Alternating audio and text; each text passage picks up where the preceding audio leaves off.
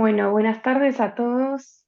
Muchas gracias a los que se acercaron esta tarde a este Ateneo conjunto que empezó como una idea de SAEM, de acercarse a la Sociedad Argentina de Oftalmología y darnos la chance de hacer un trabajo en conjunto interdisciplinario de pacientes que tengan algún compromiso oftalmológico de patologías endocrinas, como es el adenoma hipofisario, y sus diagnósticos diferenciales. Así que de parte de la sociedad Argentina Oftalmología, les agradecemos a todos que estén presentes hoy y vamos a presentar a los representantes de SAEM.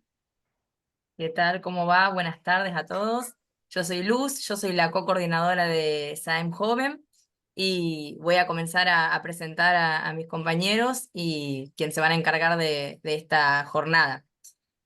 La presentación del caso clínico y la discusión va a estar a cargo del doctor Fernando Di Fermo, médico especialista universitario en endocrinología del Hospital Juana Fernández de Cava, médico de staff de endocrinología y diabetes del Sanatorio Otamendi, coordinador del Departamento SAEM Joven de SAEM, miembro del Departamento de Tiroides de SAEM, ex jefe de trabajos prácticos de fisiología de la carrera de nutrición de la Universidad Austral y de las licenciaturas conexas de la Facultad de Medicina de UBA. También contamos con la presencia de la doctora Mariana González Pernas. Ella es médica especialista en endocrinología, médica de planta de endocrinología del Hospital Juana Fernández y médica del staff del FLENI y miembro del Departamento de Neuroendocrinología de SAEM, quien estará como experta en el espacio de preguntas y respuestas. Estoy viendo que ya están preguntando. Para la asistencia va a haber un link, ahora ya se los dejo a continuación, donde simplemente tienen que poner nombre y apellido y a qué sociedad pertenecen. Para que sea un poco más ordenado, vamos a pedir que las preguntas y las respuestas las pongan en el box que se llama preguntas y respuestas, y después al final de todo se hace la discusión y tal vez también se puede levantar la mano para que se vaya generando más discusión. Así que bueno, que comience doctor Fernando. Hola, buenas tardes a todos. Bueno, gracias Maggie por la presentación, gracias Luz por la presentación, también por el espacio a la Sociedad de Oftalmología. La verdad que estamos muy contentos de compartir de manera interdisciplinaria. Este es el tercer webinar del año que hace SAEM Joven de manera conjunta con otras sociedades. Hemos hecho con dermatología, con reumatología, y bueno, en esta oportunidad con oftalmología, como parte de el manejo interdisciplinario entre las distintas especialidades, y también darle la oportunidad a distintos miembros del departamento para poder disertar sobre distintos temas en común. Eh, Me defiendo de antemano, yo no soy experto en neuroendocrinología, como yo soy miembro de otro departamento de esa, como verán, pero bueno, la idea es tratar de acercarnos entre todos y también de que el departamento tenga un espacio dentro de la sociedad y es la intención de los webinars.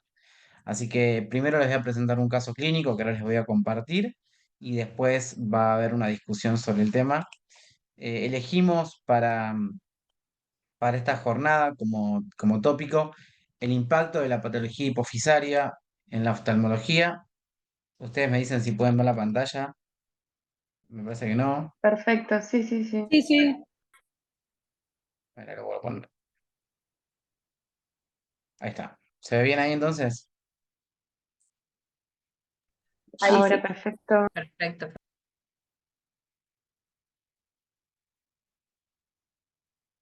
Bueno, primero les voy a presentar un caso clínico de un varón que tenía 22 años al momento de consultar en junio de 2017 al Hospital Fernández, del cual actualmente soy médico de planta. El motivo de consulta fue una disminución progresiva de agudeza visual en el ojo izquierdo durante un año y cefaleas leves que respondían parcialmente a antiinflamatorios. Tenía libido conservada, erecciones matinales presentes y tenía un antecedente de epilepsia diagnosticada en 2005 y está en tratamiento con carbamazepina. Ausencia, como para el examen físico, tenía ausencia de vello facial y corporal y un hábito hipogonádico evidente. Tenía a la evaluación oftalmológica proptosis leve en ojo izquierdo. Ambos testículos de 25 milímetros de volumen, un Tanner 5 con un tamaño normal para la edad y una glándula tiroides sin particularidades desde el punto de vista endocrinológico.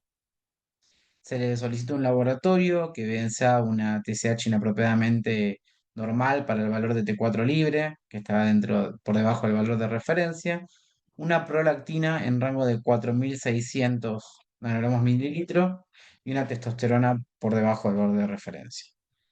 tenía un cortisol de 7,7, un IGF-1 normal y el metabolismo fosfocálcico también era normal. Se le solicita una resonancia de región celular, donde se evidencia un proceso expansivo de carácter sólido, multilobulado, un segundito que con realce postcontraste, impresionan hacer en la región celular con extensión hacia región paracelular izquierda, compromete el nervio óptico izquierdo en su trayecto intracisternal, invade el cedo cavernoso izquierdo y toma contacto con el quiasma óptico generando efecto de masa con las estructuras encefálicas adyacentes. Se le solicita un campo visual que evidencia una amaurosis del ojo izquierdo y una hemianopsia temporal con una agudeza visual con percepción de movimientos planos, un fondo de ojo con tortuosidades vasculares del ojo izquierdo y una del ojo derecho, papila de bordes netos con una mácula sin particularidades. Una agudeza visual que era de 8 en 10 del lado derecho. Cualquier cosa, levanta la mano. Se le inicia tratamiento con hidrocortisona 15 miligramos día, levotiroxina para el reemplazo del eje tiroideo y cabergolina a una dosis inicial de 1,5 miligramos semana. Tras un mes de cabergolina de 1,5 miligramos, no hubo cambios en la resonancia, tiene una prolactina de 3.237, si bien disminuyó, seguía estando elevada, con un nuevo campo visual sin cambios, pero con mejoría de visión. Debido a que la prolactina seguía persistentemente elevada, se aumenta la cabergolina a 3 miligramos por semana. Fer, hago Después una el campo salvedad visual, acá, sobre todo para sí, los endocrinólogos. Em, Cuando vemos tumores así, prolactinomas tan invasivos, las dosis de cabergolina las empezamos, terminó siendo una dosis de 1,5, pero la dosis inicial a veces empezamos con dosis bajas, pero fundamentalmente porque a veces cuando tienen invasión del seno fenoidal, pueden, y uno rápidamente achica la masa tumoral, puede hacer un efecto de fístula. Por eso a veces empezamos con dosis bajitas, con un control rápido del campo visual, como vieron al mes, y tratamos de ir en ascenso la dosis de cabergolina.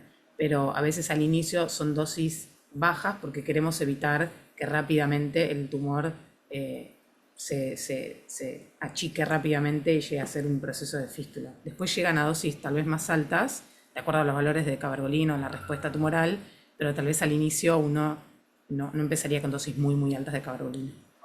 Fue en ascenso la dosis. Simplemente aclarar eso. perfecto.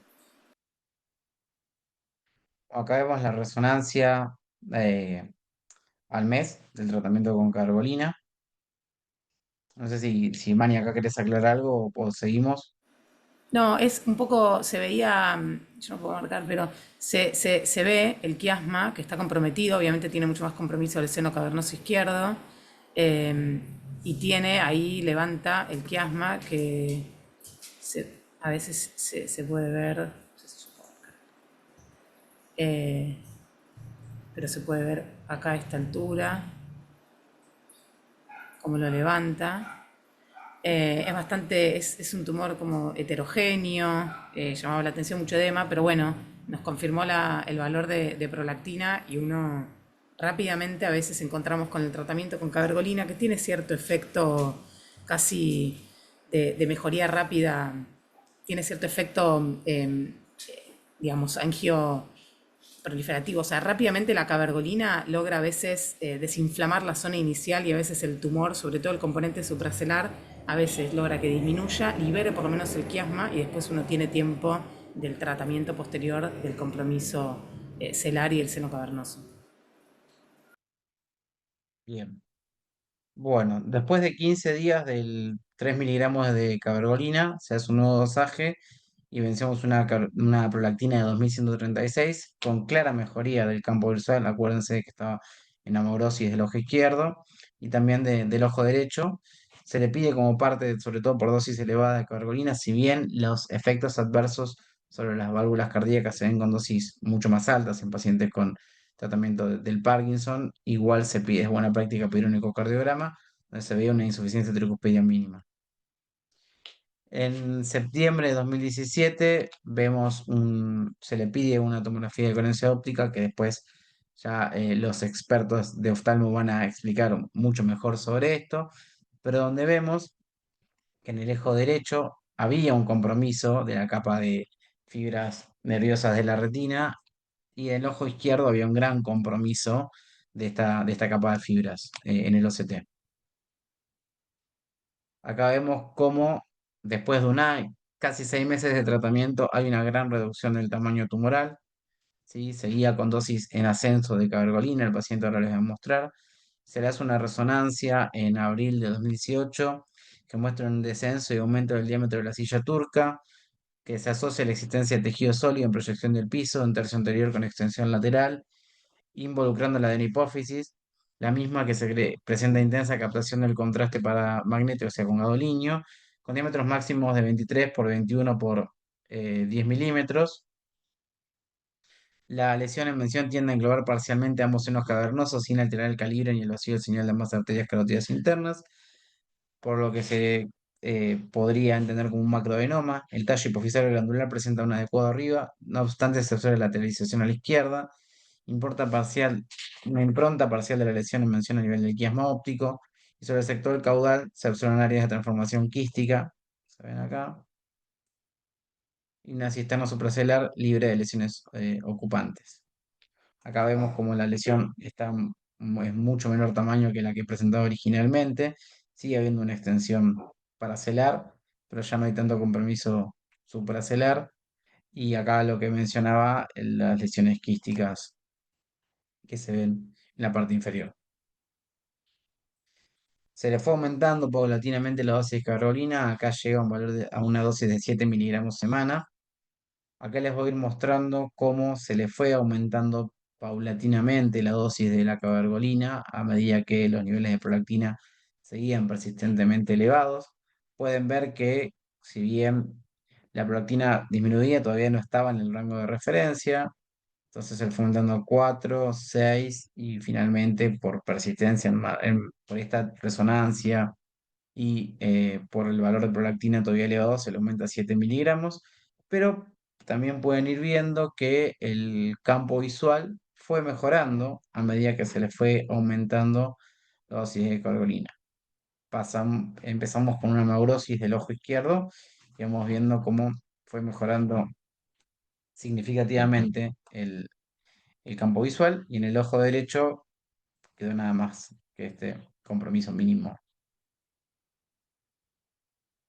Acá pueden ver la evolución de las distintas resonancias, prácticamente al inicio del tratamiento.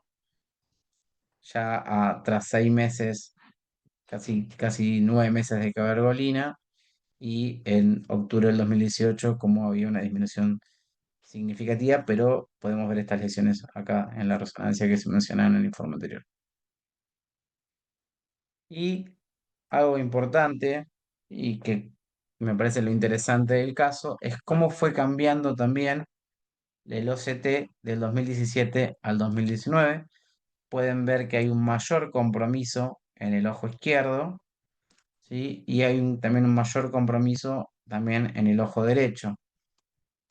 Eso después lo vamos a discutir con la sociedad oftalmo, a ver qué nos pueden decir de esto. En el último control, el paciente estaba con cabergolina todavía, con valores de prolactina estables, hay una mejoría sintomática del campo visual, una resonancia magnética estable, pero esto fue en 2019. Por la pandemia del 2020 se perdió el seguimiento del paciente, no volvió a consultar. Así que esto sería el caso clínico. El paciente se perdió. Vamos a pasar a la revisión bibliográfica. Recuerden que todas las preguntas las pueden ir haciendo. No sé si hay alguna pregunta ahora pero las pueden ir haciendo al final y las discutimos todas juntas. Por el momento nada, Fer, así que seguí. Bien. Bueno, respecto a la revisión bibliográfica, vamos a hablar que hay distintos tumores en la región celular: los tumores neuroendocrinos hipofisarios o adenomas hipofisarios o PITNET, los tumores no neuroendocrinos, los craniofaringiomas, tumores mesenquimales y estromales, como el meningioma, el schwannoma, tumores germinales, tumores hematopoyéticos y linfoproliferativos, y los tumores LAICs, como la hipofisitis, el quiste de la bolsa de Rathke o la aracnoidoceles celular o silla turca vacía. Hace muy poquito se publicó el último consenso sobre incidentalomas pituitarios por la Pituitary Society, donde muestran los diagnósticos diferenciales de los incidentalomas hipofisarios. ¿Sí? Lo más frecuente es el adenoma hipofisario, pero puede haber muchas otras lesiones que pueden confundir y hacer el diagnóstico diferencial con adenoma hipofisario. Además, en el 2022 cambió la clasificación de tumores neuroendocrinos por parte de la Organización Mundial de la Salud y se adoptó a partir de esta edición, de la quinta edición, el término tumor neuroendocrino hipofisario o adenoma hipofisario, alineando la nomenclatura con el resto de los tumores neuroendocrinos de otros órganos del cuerpo, pancreáticos, digestivos y demás. Además, la clasificación abandona el término adenoma atípico y carcinoma hipofisario, utilizando ahora el término PITNET o tumor neuroendocrino pituitario metastásico para los casos con diseminación fuera de la región celular. Los PITNET o adenomas de hipófisis son tumores benignos que se originan en la glándula pituitaria y son las neoplasias más comunes de la región celular, constituyendo el 10 al 15% de todos los tumores intracraneales primarios diagnosticados. Distintos estudios de prevalencia basados en comunidad reportan una tasa de 77 a casi 100 casos por 100.000 habitantes. Aunque generalmente son de crecimiento lento, su expansión puede tener un impacto severo debido a su ubicación anatómica. La mayoría son esporádicos, aunque pueden estar asociados a síndromes como el MEN1, el complejo Carney, los FIPA. Según tamaño, se pueden clasificar en microadenomas aquellos que son menores a 1 centímetro, en macroadenomas mayores a 1 centímetro y adenomas gigantes mayores a 4 centímetros. También lo podemos clasificar según los factores de transcripción en la anatomía patológica y según la presencia de secreción hormonal o no en no funcionante o funcionante. Esto es un algoritmo que también fue publicado a partir de la actualización de la quinta edición de la OMS, según los linajes de los factores de transcripción en tumores TED-PIT, como los corticotropinomas, los tumores PIT1, que engloban los somatotropinomas, los mamosomatotropiноmas, que también incluyen a los tumores lactotropos, o antes llamados prolactinomas, a los tirotropinomas y a los que son del linaje SF1, que son los gonadotropinomas. Y existen aquellos que no tienen marcación, son los tumores null cell. Por otro lado, para clasificarlos también utilizamos la cinética celular a partir del marcador que es el Ki67 y el estatus del P53. Como otro criterio se utiliza el índice mitótico, que hay un punto de corte de 2 mitoses por cada 10 campos de alto poder para definir si tiene alto índice mitótico o bajo índice mitótico.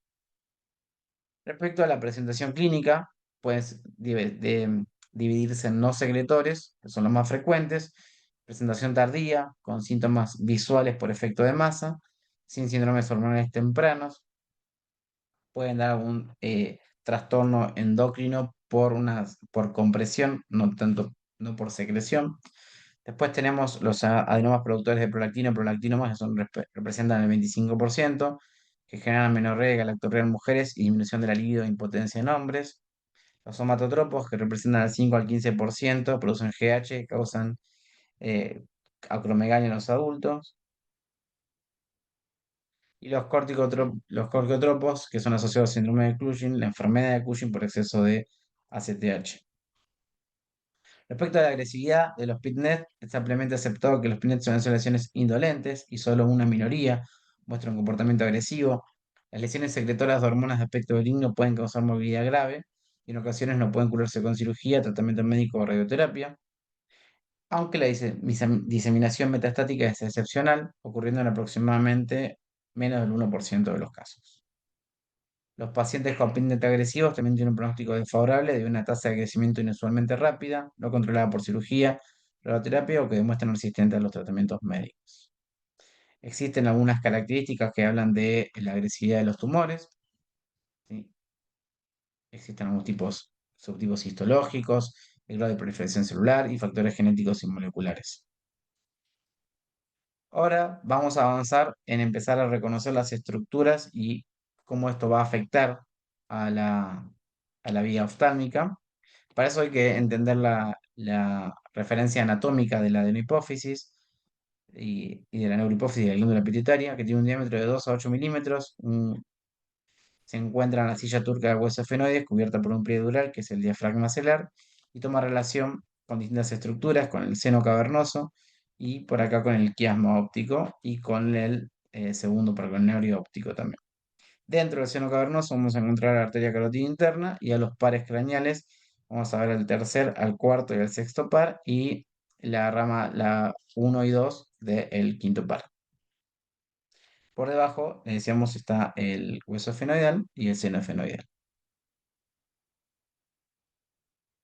Hace un correlato imagenológico de la glándula, ¿sí? Pueden ver el tallo hipofisario que conecta al hipotálamo y acá está el quiasma óptico. Esta imagen lo mismo, el quiasma óptico. Acá está la glándula pituitaria.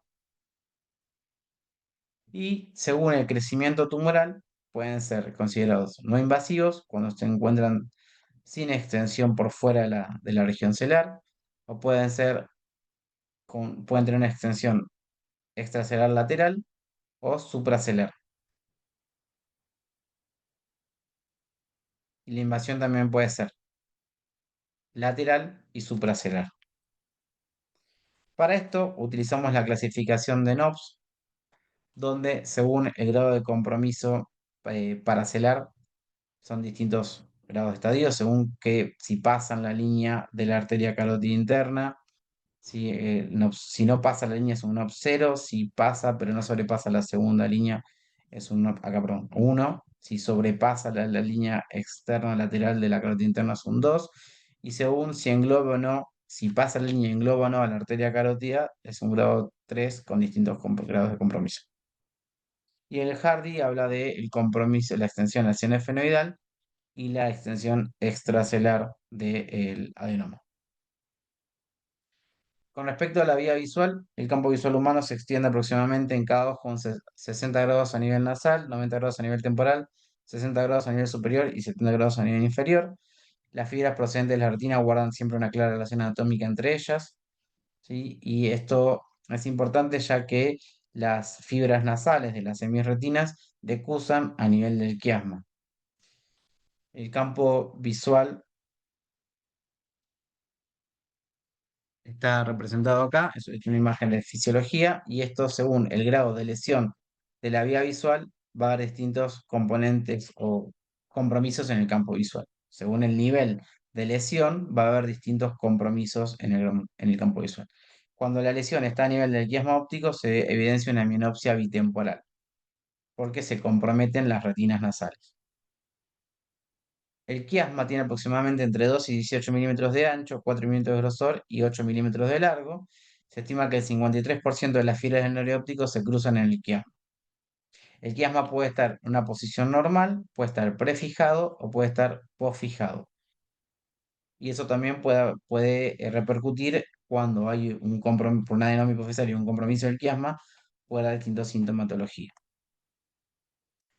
Las lesiones celulares pueden estar asociadas con una disfunción visual reversible secundaria a la compresión del quiasma óptico en un 30 o un 70% de los casos. Aunque varios tipos de lesiones pueden provocar una quiasmatopatía compresiva, los adenomas hipofisarios benignos son la causa más comúnmente identificada en adultos. Entonces, ¿cuándo se justifica una evaluación oftalmológica?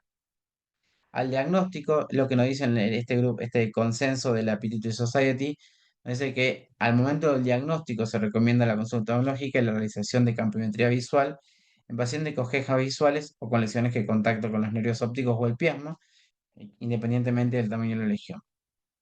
Y sugieren realizar campimetría visual en pacientes con incidentalomas mayor a 10 milímetros de diámetro, así como en aquellos con lesiones celares de menos de 10 milímetros que estén cerca del quiasma óptico, estén a menos de 3 o 5 milímetros del quiasma óptico. Y durante el seguimiento, ellos sugieren repetir la campimetría visual a los 6 meses en pacientes con extensión supracelular si no se realiza la cirugía, repetir la campimetría visual al año o 2 años en todos los pacientes con macroadenomas, ya que el crecimiento del adenoma y la distancia al quiasma al inicio no siempre predice un deterioro de la función visual, y en pacientes con macroadenomas que no comprimen el quiasma óptico, que son controlados con resonancia anuales, se sugiere realizar campimetría visual a los 6 o 12 meses para detectar un posible crecimiento temprano durante el intervalo prolongado entre resonancias. Y recomiendan que los pacientes con los ojos anormales en la campimetría visual sean evaluados por un neurooftalmólogo. ¿Cómo fue la evolución a lo largo de los años del compromiso visual y cómo fue también el enfoque del compromiso visual también. Acá en este lado, al padre de la neurocirugía, a Cushing, de este lado. Acá tenemos a Hardy, que es otro gran padre de la neurocirugía, y actualmente, como la cirugía por vía transecto fenoidal ha revolucionado el manejo y el abordaje de los adenomas hipofisarios también. ¿Qué fue pasando con el compromiso visual? En el año 39 se hizo una revisión de 338 tumores hipofisarios y Henderson descubrió, a partir de la serie de casos de Cushing, que el adenoma cromófobo casi nunca se diagnosticaba antes de que hubiera crecido lo suficiente como para comprimir las vías visuales anteriores. Además, consideraba que no debía realizarse ninguna operación a menos que la visión estuviera en peligro. Esto estamos hablando a principios de década a fines de la década del 30. En 1955 revisaron 156 casos de tumores hipofisarios y encontraron que el 86% tenía defectos del campo visual. Una nueva serie de casos entre el 40 y el 62 descubrieron que en 1000 tumores hipofisarios el 70% presentaban defectos de campo visual. Entre 1967 y 1974, una nueva serie de 51 pacientes con tumores hipofisarios informó una incidencia del 69% de defectos del campo. Y por último, entre el 74 y el 76, se examinaron a 100 pacientes con un defecto del campo de un 31%. De un 86-70 de principios del siglo a casi después de la segunda mitad del siglo XX, un 31%.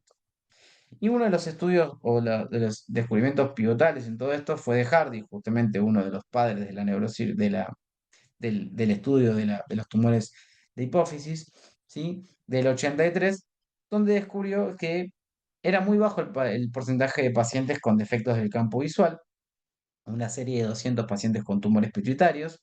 La prevalencia de estos defectos visuales era mayor entre los 40 y 50 años, pero que la mayoría de los pacientes referían como síntomas o relacionados con amenorrea, impotencia, galactorrea o ginecomastia, pero hay una salvedad que del total de esos 200 pacientes, 127 eran productores de prolactina, con lo cual puede haber un sesgo respecto al tipo de tumor. Sin embargo, la prevalencia de defectos del campo visual era bastante baja. Y dentro de estos, lo más frecuente era encontrar un defecto superotemporal bilateral, que pueden ver acá, con muy bajo número de defectos de la agudeza visual. Entonces, comparando estos 5 estudios, parece evidente que la incidencia de hallazgos oftalmológicos fue disminuyendo en pacientes con tumores hipofisarios, mientras que la incidencia de hallazgos neuroendocrinos fue aumentando. Y esto puede ser, entre otras cosas, porque se mejoró el dosaje de prolactina, se incorporó el radioinmunoensayo en principio de la prolactina, la mejora de las técnicas de imágenes radiológicas y el tratamiento más temprano mediante la incorporación de la cirugía transeptoefenoidal. En un metaanálisis publicado en 2011 de distintos estudios de pacientes con incidentalomas o adenomas hipofisarios, se vio que la prevalencia de compromisos del campo visual era bastante variable. En algunos no fue evaluada y en otros fue del 14 al 30, con máxima del 35%, pero en un N bastante bajo, de 23 pacientes. Cuando se presenta este consenso por parte de la Pituitary Society, podemos ver que se aumenta también el número de estudios evaluados en la revisión bibliográfica y sin embargo la tasa de compromiso visual sigue siendo o poco o no evaluada o muy baja, salvo este que es un poco el único que sale un poco de la tendencia, una prevalencia bastante alta. En sí la prevalencia de compromiso del campo visual fue bajando a lo largo del tiempo. ¿Qué nos dicen las guías respecto al manejo del compromiso visual?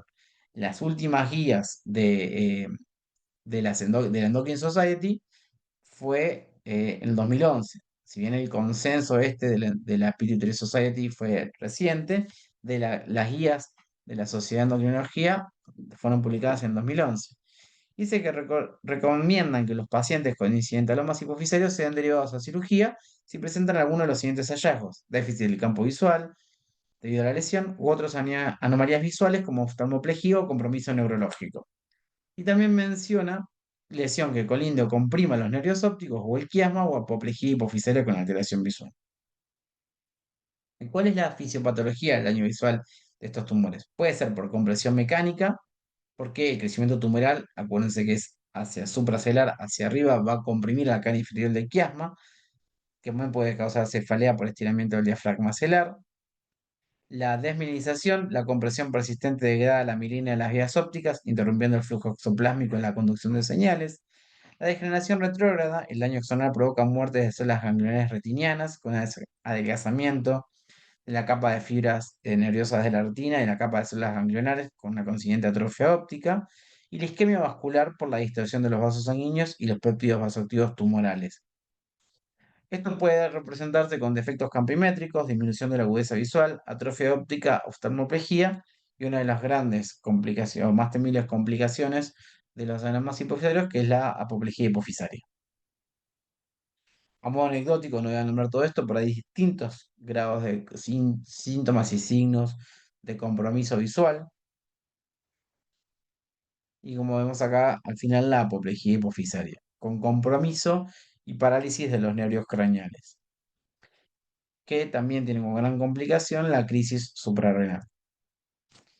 Con respecto a la evaluación diagnóstica de estos pacientes, lo más importante es la neuroimagen. Y la técnica de elección es la resonancia con contraste, que permite diferenciar los adenomas que suelen tener una apariencia hipointensa en T1, hiperintensa tras el contraste o en T2, y los que tienen una invasión o un crecimiento supracelular suelen tener la típica forma del muñeco de nieve. La tomografía computada es útil para evaluar la anatomía ósea para planificar el abordaje quirúrgico. Esto se lo voy a dejar a los que saben, se los menciono obviamente el campo visual computarizado y la tomografía de coherencia óptica. Y hay herramientas avanzadas de diagnóstico que son las imágenes por tensión de difusión, la pupilometría cuantitativa y los potenciales evocados visuales. El campo visual, la tomografía de coherencia óptica o OCT. ¿Y qué hacemos con estos pacientes? Podemos hacer un manejo conservador para adenomas no funcionales asintomáticos, incluso con compresión al nervio óptico. Puede ser una opción, porque solo el 17% de desarrollo de deterioro visual. El tratamiento farmacológico es la primera línea para tumores secretores de prolactina, con agonistas de dopamina como en la cabergolina, como en el caso del paciente, que normalizan la prolactina en un 80-90% de los casos y hay una contracción tumoral en el 70% de los casos y hay una mejora visual en días. La cirugía transepto efenoidal endoscópica para adenomas con efecto de masa, un abordaje directo, una vista panorámica amplia y tiene menor morbimortalidad que la vía transcraniana. Y eventualmente para recesión incompleta o recurrencia se puede utilizar la radioterapia adyuvante. ¿Cuáles son los resultados de este tratamiento quirúrgico sobre todo? El 68% mejora la agudeza visual. El 84% mejora la sensibilidad del campo visual. Hay una recuperación del campo visual que se puede ver a 3 a 6 meses después de la cirugía, aunque un 10 o un 25% pueden tener recurrencia después de esta recesión quirúrgica, que puede ocurrir hasta en un plazo de 4 años. ¿Cuáles son los factores pronósticos para la mejoría del campo o del compromiso visual en estos pacientes? La edad, pacientes más jóvenes tienen una mayor probabilidad de recuperación completa del campo visual. La gravedad del defecto preoperatorio, menor pérdida del campo visual preoperatorio, predice una mejor recuperación postoperatoria. Duración de los síntomas. Síntomas de menos de 12 meses predicen mejor resultado. La intervención temprana es crucial. El grosor de la capa de fibras nerviosas de la retina, un grosor menor a 65 micrones, predice una no recuperación completa. Y un mayor a 85 aumenta en 2,5 veces la probabilidad de recuperación. El grosor de la capa de células ganglionares, la densidad vascular, mayor densidad en plexo capilar superficial correlaciona con mejor pronóstico. La mielinización, el volumen quiasmático, la invasión del seno cavernoso es un factor nuevo independiente para la necesidad eventual de tratamiento en casos, sobre todo cuando se maneja en forma conservadora. Y el tamaño tumoral o extensión supracelular, pareciera que los tumores más grandes y con mayor extensión se asocian a menudo con peores resultados, aunque este último factor es más controvertido. ¿En qué se basan estos? Hay un gran metaanálisis publicado en 2017 que justamente compara distintos estudios y ven cómo el efecto del campo visual, la edad, la duración de los síntomas, la compresión quirúrgica del quiasma y la capa de fibras delgadas del nervio óptico son factores que parecerían estar asociados a un mejor pronóstico en la recuperación del campo de la vía visual en este tipo de pacientes. También hay distintos algoritmos, este fue publicado en Pituitary, que toma en cuenta la desviación media, que la desviación media tiene que ver con qué distancia, qué diferencia hay en el campo, en el control normal para la edad respecto a los CT y la agudeza visual también, cuánto compromiso de la agudeza visual hay, y este trabajo lo divide en 5 grupos. En base a eso, hace un algoritmo de qué tan rápido habría que derivar a estos pacientes a la conducta neuroquirurgia o hacer un tratamiento para este tipo de pacientes. Y también existe un trabajo publicado en el 2023 que habla de el volumen del quiasma, no tanto el grosor, sino más que el volumen quiasmático podría ser un factor, un predictor independiente de la recuperación del campo visual. Ellos vieron que si bien la extensión supracelular marcaría una tendencia y no tanto el grosor del quiasma, sino más bien que el volumen quiasmático podría ser un factor de recuperación de mejor pronóstico independiente de la recuperación visual. Es un M bastante interesante, más de 200 pacientes tenían, ¿sí? Con lo cual se podría considerar también, pero esto se hace mediante resonancia. Ahora, vimos que este paciente tenía un empeoramiento del OCT. ¿Y por qué puede pasar esto? En fases, y puede ser por 3 grandes causas. Una es el edema axonal. En fases iniciales o en compresión aguda del quiasma, la interrupción del flujo exoplásmico provoca acumulación de líquido y engrosamiento de la capa de fibras nerviosas de la retina en el OCT, aunque ya existan defectos en el campo visual. Este edema es un signo de daño axonal activo y puede proceder a la atrofia y adelgazamiento crónico de la capa retinal. Puede también estar explicado por el desfase temporal entre el daño estructural y funcional, o puede ser una variabilidad anatómica por el área del anillo óptico que puede influir en la medición del OCT, y en algunos pacientes con adenoma hipofisario, un anillo óptico más grande puede asociarse a una capa más gruesa independientemente del daño funcional. Por otro lado, puede ser también el tratamiento con cabergolina. Si bien la resolución completa de los defectos del campo visual en el macroprolactinoma tras el tratamiento con carlino produce una reducción del 61 al 75% de los casos, y la mayoría de los pacientes que experimentan una mejoría significativa en el campo visual a las semanas, incluso meses del inicio del tratamiento de carbolina, la probabilidad de recuperación completa es mayor en tumores más pequeños, niveles basales de prolactina más bajos, neuropatía óptica menos grave y mejor agudeza visual basal, como habíamos hablado de los factores pronósticos, aunque puede darse un evento que es la herniación quiasmática secundaria tras la rápida reducción tumoral inducida por cabergolina, que puede dar, justo ahí, perdón, me tapa, generando un síndrome de silla turca vacía y una atracción descendente del quiasma óptico. Este fenómeno puede provocar deterioro visual tardío, incluso después de la reducción inicial de los efectos visuales. El mecanismo principal es la pérdida de soporte tumoral, lo que permite el descenso del quiasma hacia la sella turca, generando tracción y posible compromiso vascular. La OCT permite la evaluación cuantitativa y reproducir la capa de fibras, como dijimos. El adelgazamiento nasal es un marcador estructural temprano de compresión quiasmática y puede preceder a la alteración funcional del campo visual. Y la primera línea, en caso de que suceda esta herniación quiasmática por la cabergolina, consiste en la reducción o retirada temporal de la cabergolina, lo que permite una reexpansión tumoral parcial y la liberación del quiasma, con mejoría funcional en la mayoría de los casos. Este ajuste debe realizarse cuidadosamente, balanceando el riesgo de recurrencia tumoral y el beneficio visual, y siempre bajo monitoreo endocrinológico y oftalmológico estrecho. En casos refractarios, donde la manipulación médica no logra revertir el déficit visual o existe progresión, la quiasmapexia endonasal es una alternativa efectiva.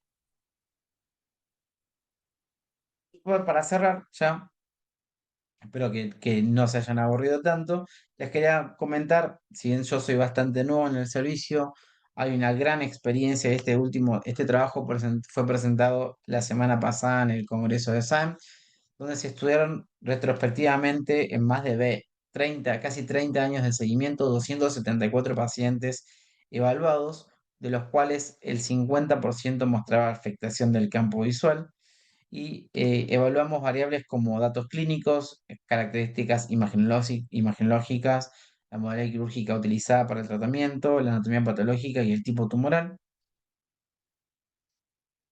De esta población con el campo visual afectado, el 58% eran hombres con una edad media de 48 años y el 49% de los casos presentó un NOPS 3, con lo cual demostraba invasión del seno cavernoso. De estos, la mayoría eran adenomas no funcionantes, más del 50%, seguido por tumores secretores de prolactina. Vimos que más del 70% mostraba una mejoría del campo visual tras el tratamiento y menos del 30% no. No había diferencias significativas respecto al tipo de adenoma, aunque sí había una tendencia, ¿sí? Sobre todo en aquellos que eran adenomas, en somatotropinomas, pero ni la edad ni el sexo fueron factores pronósticos significativos para la evolución del campo visual, aunque se observó una tendencia a una peor evolución en hombres, no significativa. Respecto al tipo de cirugía, la mayoría de que tenían campo visual y que fueron operados, 105 pacientes fueron operados de los 137, el 77%, más del 85% fue por vía transepto-efemenoidal, de los cuales el 75% mostró una mejoría del campo visual tras la conducta quirúrgica, y el 25% no. De esos, casi el 70% tenía un NOP mayor o igual a 3. Y de los que empeoraron, que fue el 13% de ese 25% que no mejoró, el 100% tenía un NOS mayor a 3. Respecto a los que fueron sometidos a una cirugía por vía transcraniana, que fue un porcentaje de un 12%, más del 60% mostró mejoría y el 38% no, de los cuales todos tenían un NOS mayor a 3. Y de esos el 40% empeoraron. Si bien no hubo una diferencia significativa, una tendencia a una mejoría de el campo visual en aquellos que fueron sometidos a cirugía por vía transepto-efemenoidal. Hubo una diferencia estadísticamente significativa respecto al compromiso visual en aquellos que tenían un NOC menor a 3, pero no hubo diferencias en aquellos que tenían un Ki-67 mayor a 3, mayor o igual a 3, ni tampoco para la subpoblación de adenomas gigantes.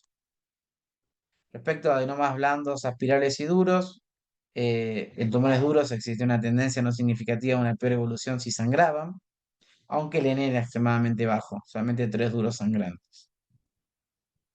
Respecto a los no operados, el 53% eran tumores secretores de prolactina, de los cuales el 94% eran macroadenomas y el 57% mejoró con la cabergolina.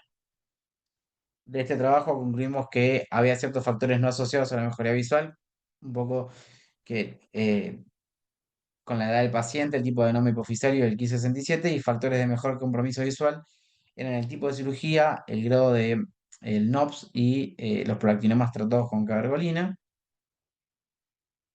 Y como conclusiones generales de este webinar y las perspectivas, el diagnóstico temprano y la evaluación multidisciplinaria permite la predicción precisa de resultados visuales y mejora la planificación terapéutica. La idea fenoidal, la cirugía transepto-efemenoidal es el pilar del tratamiento con alta tasa de éxitos en la mejoría visual. Y obviamente que el enfoque individualizado y multidisciplinario con la evaluación endocrina, oftalmológica y neuroquirúrgica permite una mejor recuperación de estos pacientes y también permite una mejor opción de rehabilitación a aquellos que no logran inicialmente una mejoría. Los avances tecnológicos han transformado el diagnóstico y pronóstico de los adenomas hipofisarios. La brevedad de la recuperación subraya la importancia de los factores pronósticos preoperatorios para optimizar los resultados de los pacientes. Ahí estamos, parte de los integrantes de San Juan en el último congreso, faltan un montón, pero fueron los que se quedaron a lo último para la foto. Así que muchas gracias por su tiempo y por escucharme. Muchísimas gracias, Fer. La verdad que estuvo súper completo. Estuvimos viendo que salieron preguntas en la cajita de preguntas y respuestas. También tenemos a otros que se animaron a levantar la mano. No sé si vos podés abrir la cajita de preguntas para ver, por ejemplo, hay una doctora de Uruguay, Sí, yo Paula las, Tedesco. las estaba Sí, viendo. A mí me interesaba justo eso. la primera pregunta para ver si incluso le podemos habilitar con respecto al trabajo. Lo más interesante de justo este webinar es, primero que yo tuve la suerte de trabajar con Lucas mucho tiempo en Fleni y la verdad que era un trabajo ida y vuelta permanente en muchos pacientes porque en algunos casos, por ejemplo, tener que definir que un paciente podía esperar la cirugía, un poco también pensando en, no resolviendo todas las preguntas, pero algunas, en que uno podía esperar el tiempo de reacción de cabergolina o que uno podía esperar o tener que adelantar una cirugía, implicaba también la opinión de él como experto. Y justo están conectados, tenemos la suerte, si lo podemos abrir, porque está justo Ana Melgarejo, que es una de las cirujanas del Fernández.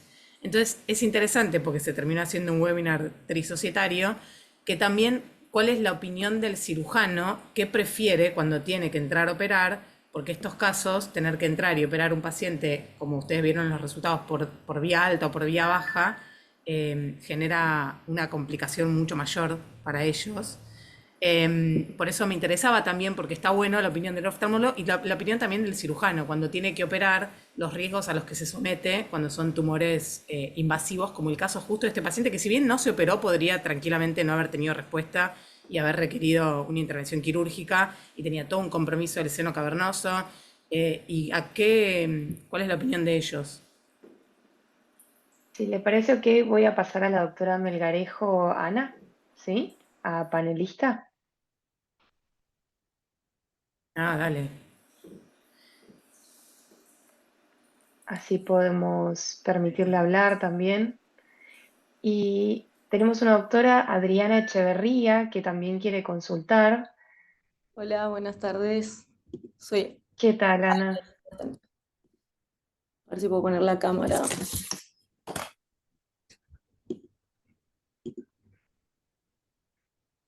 Te Ahí estamos está. viendo, Ana. De repente ¿cómo les va? ¿Qué tal?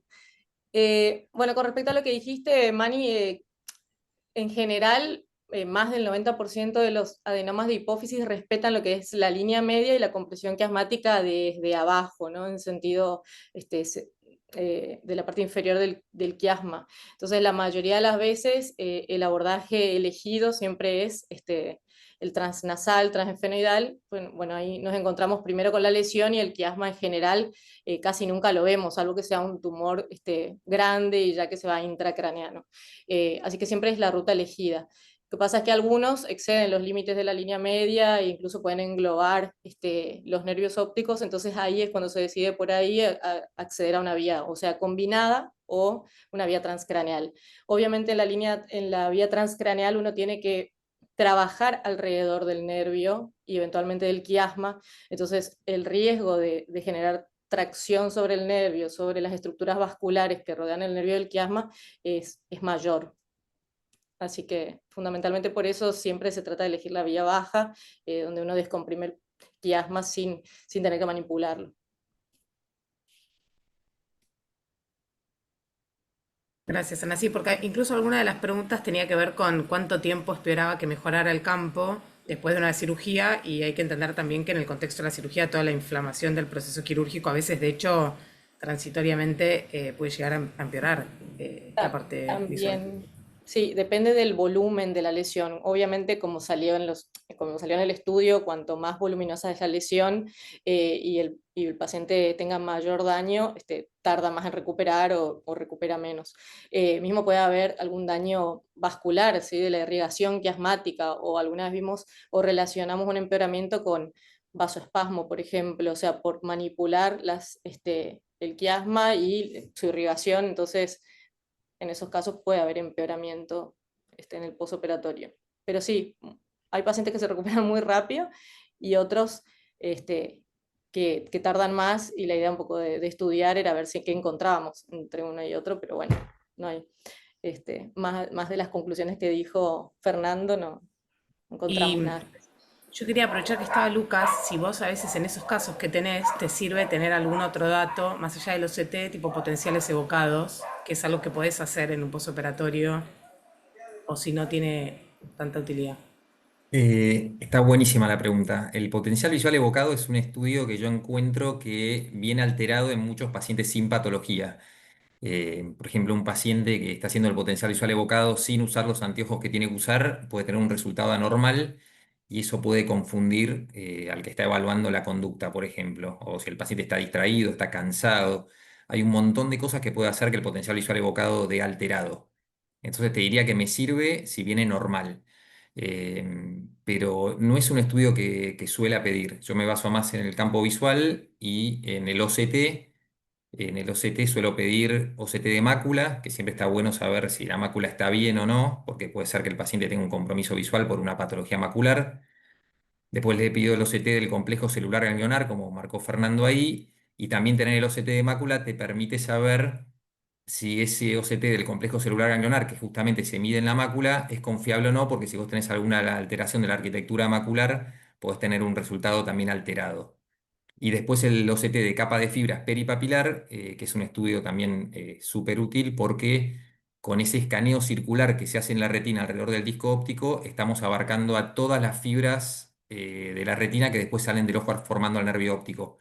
Con lo cual, con un estudio que es muy simple y de no contacto, estamos evaluando a todas esas fibras del nervio. Así que yo me baso más que nada en esos dos estudios y obviamente un examen físico detallado en donde, entre otras cosas, el campo visual por confrontación siempre busco que coincida con el resultado del campo visual computarizado, que es un estudio que tiene una curva de aprendizaje que es muy desafiante para los pacientes y que muy frecuentemente da errores que no son reales también producto de que el paciente no le agarró la mano a lo que tenía que hacer, o no tenía muy claro lo que estaba haciendo, o de vuelta no tenía los anteojos necesarios, así que todo se tiene que ver en un contexto.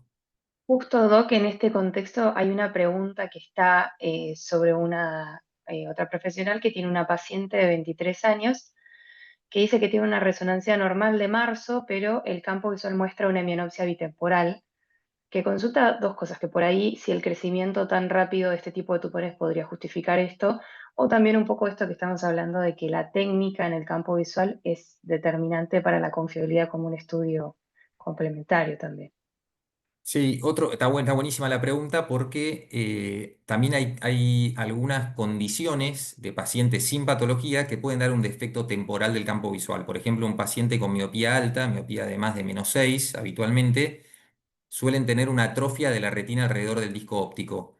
Y eso genera en el campo visual un aumento de la mancha ciega que muchas veces, si el paciente tiene mucha miopía, es un ojo muy miope que tiene mucha atrofia peripapilar, eso nos puede dar un buen defecto temporal eh, en el campo visual computarizado. Lo que nos tenemos que fijar siempre es ver si el defecto ese del campo visual respeta o no la línea media. El defecto del campo visual bitemporal por compresión quiasmática típicamente respeta la línea media, mientras que el que es por atrofia peripapilar no llega hasta ahí. Buenísimo, eso seguramente lo vamos a ver con la doctora Clara Baserga. Y quería consultar por parte de la Sociedad de Endocrino también un poco sobre esto, si ustedes tienen conocimiento de que los tumores tengan un crecimiento tan veloz como para tener una afección tan rápida del campo o este estilo de... Hace un mes interné a una paciente con, no sé si tanto el defecto del campo visual, pero pueden hacer oftalmoplejía rápida por crecimiento o compromiso del seno. Paciente con acromegalia bajo tratamiento con un análogo de segunda generación, pasirretide, con buena respuesta, se había operado, había hecho radioterapia, venía respondiendo muy bien. La obra social le limita la indicación de la medicación durante 2 meses y la paciente en 10 días evoluciona con un tercer par completo, que de hecho, nada, la interné de urgencia pensando en que tenía un crecimiento rápido. Lo que a veces les pasa no es tanto el crecimiento, que pueden crecer, sino un poco, tienen a veces mucho edema vasogénico o hasta sangrado.